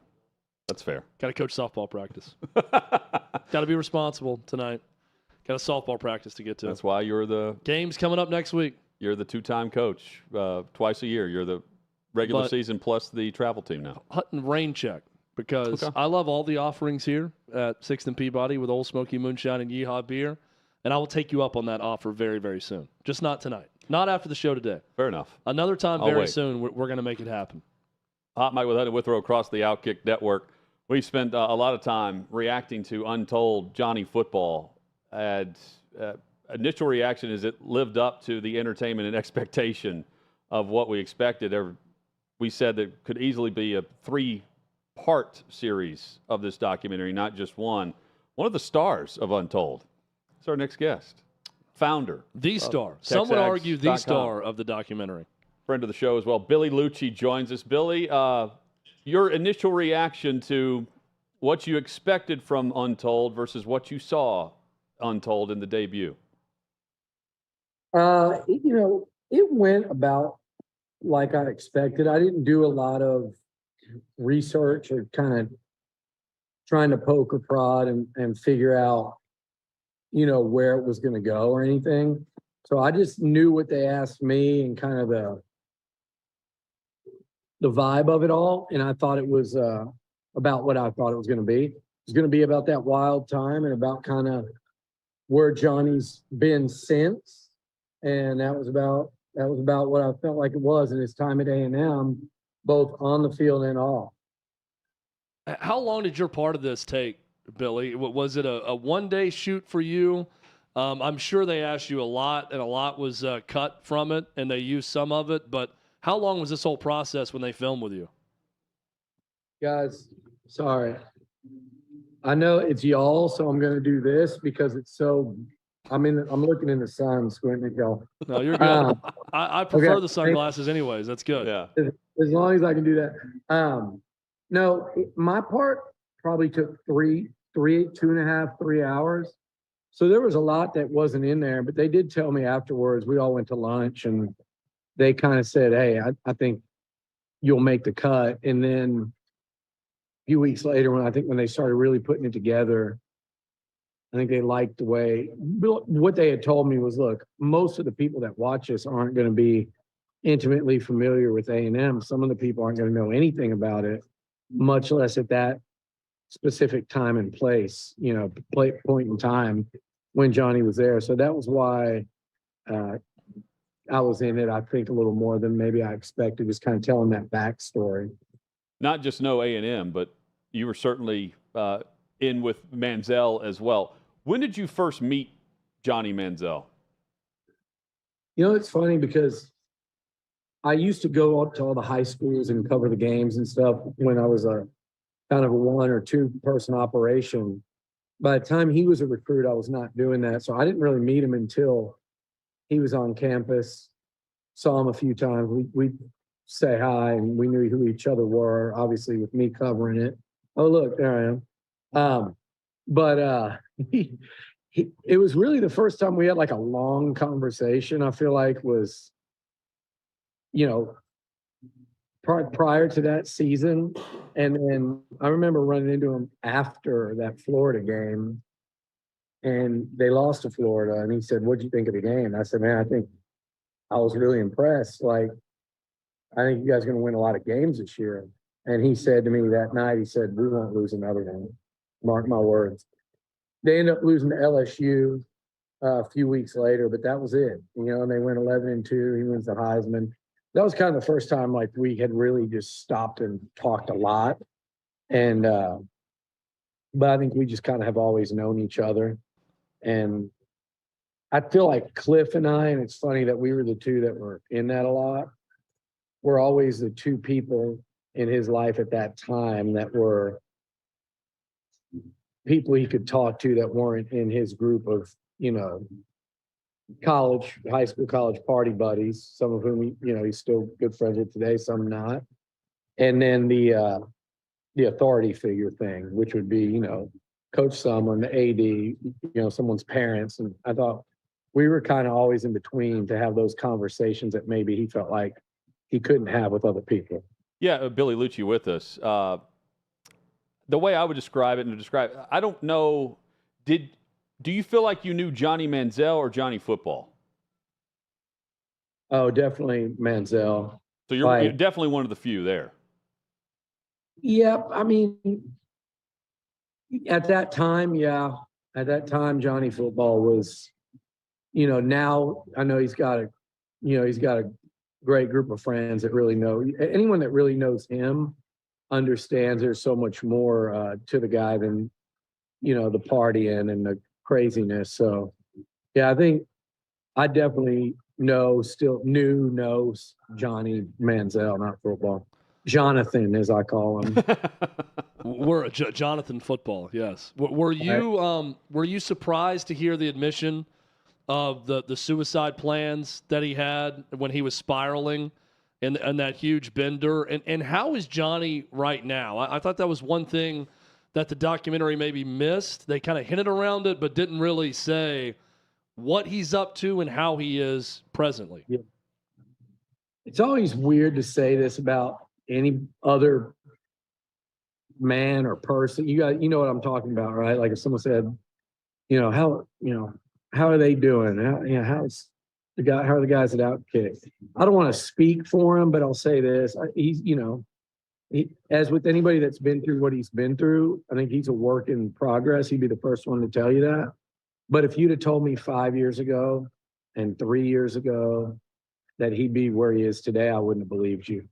So really encouraging from that part. He's found some things that he enjoys outside of football and fame, namely golf and traveling. I know he's up in Idaho this week. And I think also, friends where he's kind of been able to settle in a home base out there in Scottsdale. So I think he's come a long, long way in the last few years. That's for damn sure. And the ending of it, I know what you're saying. Like and I told the directors, or I told Ryan and Jake, like it's never a bad thing when people are saying, "Man, it could have been longer." It's better than the alternative when they say it ran too long. But I think the suicide part, I never knew about that, and I knew there were some down, dark times, and I would talk to him regularly through that. But I did not know about that specifically. But anybody that's been through what he's been through, and he talks openly about, where he's at mentally. There were times where you're kind of worried about that with him, not just whatever the bottom is. You don't want someone like that to hit bottom with what he went through, because what he went through, it's more than any of us would have gone to. I always likened it to a child star. You see people in child stars, you see people in music, particularly music and Hollywood. You know, a lot of them don't, and tragically don't make it out of their 20s. Yeah. When you get that famous that fast and all that money and all that fame and fortune and the lights and cameras that you think you want, and then you get them, and with that comes a whole, you know, different set of circumstances that you probably never dreamed about. And it definitely took a toll on him, but I think he's through on the other side of it. Again, like I said, just like people would tell you, I'm still a work in progress, and might say the same about y'all, but for him, Oh yeah. he had to come out from way down, and he certainly has done that to this point. And he's, you know, he understands he's not done. So I'm excited to see what he can do with this kind of. I think what he felt about this is he really got like a boost of momentum, and has got some momentum and positivity on his side for the first time in a while. And I really hope that he can capitalize on that. Is it still lucrative being Johnny Football? I know he's got the bar in College Station, Billy. When he comes back to town and he is just Johnny Football, is that still a lucrative enterprise for him? Well, yeah, and I think it could be as lucrative as he wanted it to at A&M. With that would have to come probably a little more time in College Station. He comes to quite a few football games. I know you guys saw him. Yeah. After that Bama game, he tries to make it to most of the significant home games, but if he wanted to set up shop in College Station, he could make a hell of a living for the rest of his life. I don't know that he's ready to do that. You know, he's still, you know, jet setting in a good way. I mean, like I said, Idaho, Montana, I don't know where he's at now or where he's at next, golfing all over the country. So it's still lucrative though. And I think it'll only be more so. I mean, you have a documentary, you have signings, you have appearances, you have social media. I'm sure people would pay top dollar to have him go shoot around a golf with them or play in a tournament, or I think he should go speak to every college that wants him to speak in the country. What better person for kids to sit up, put their phones down and listen to than if that guy walked in the room and said, hey, I was sitting right there 10 years ago. I never thought this would be me. Here I am. Listen to what I have to say. I think there's a lot of money there for him in that if he chooses to do it. Billy Lucci, our guest, TexAgs.com. Billy, we always try to get a random story of people you've hung out with or things you've seen recently, because you've got plenty of them. I'll tie it in with Johnny Football here over the final 2 minutes or so. Is there a comparison that you would make on someone else you've hung out with and partied with, the way that Johnny Manziel was always on as Johnny Football when he would hit the town or hit the College Station strip? Like, is there someone else that comes to mind that meets that same aura? No, and I've been in, I mean, maybe Gronk, but I've been in Vegas with Johnny and Gronk, and like a day with Johnny, Gronk, and Paulie D at the Wet Republic, and I don't know. I've got a mutual couple of buddies that are really close with Travis Kelce, so I'm okay with them. Those are a couple guys that would maybe come to mind, but Johnny was different from the standpoint of he's not 6'5", 6'6". You know, it's not like going with JJ Watt to an A&M game and everybody can see him coming from 10 miles away. Or even my man SVP, who got mobbed worse than anyone I've ever seen in College Station, because every college kid watches Sports Center every night, and he's towering. Scott's probably 6'6", and the glasses and the bald head, everybody recognizes him.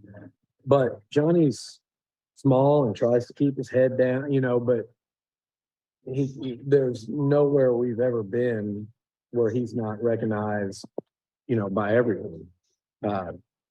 Canada, Mexico, all over the US. So, and it's still, and honestly, it's still like that. So, and that's no doubt. That's I think people don't understand, where it's still, you know, he's trying to do whatever he does, but he can't really do anything in private or hiding. So Billy Lucci has been our guest. You're nice enough to do this, man. Godfather as always. of Aggie Land the himself. 12th man Don is what we I have new say. nicknames for you. That's the Godfather of Aggie Land is what I'm rolling with. Thanks, Billy. I'll tell you what, the San Diego Zoo. He was not recognized. And the only way I convinced him to go, because we had a few hours to kill, was he Googled it and found out they sell beer there. So he went to It's great. Oh, and Billy got the private entrance, the VIP entrance That's at right. the San Diego Zoo, no doubt. Billy, thanks, man. Good to We see you, man. appreciate you. Thank you. Thanks, guys. There's Billy Lucci, one of the best. Great. He may dude. be in Nashville soon. We'll I have to hang out. Hope so. Yes. Chad, fun show today. Fast paced.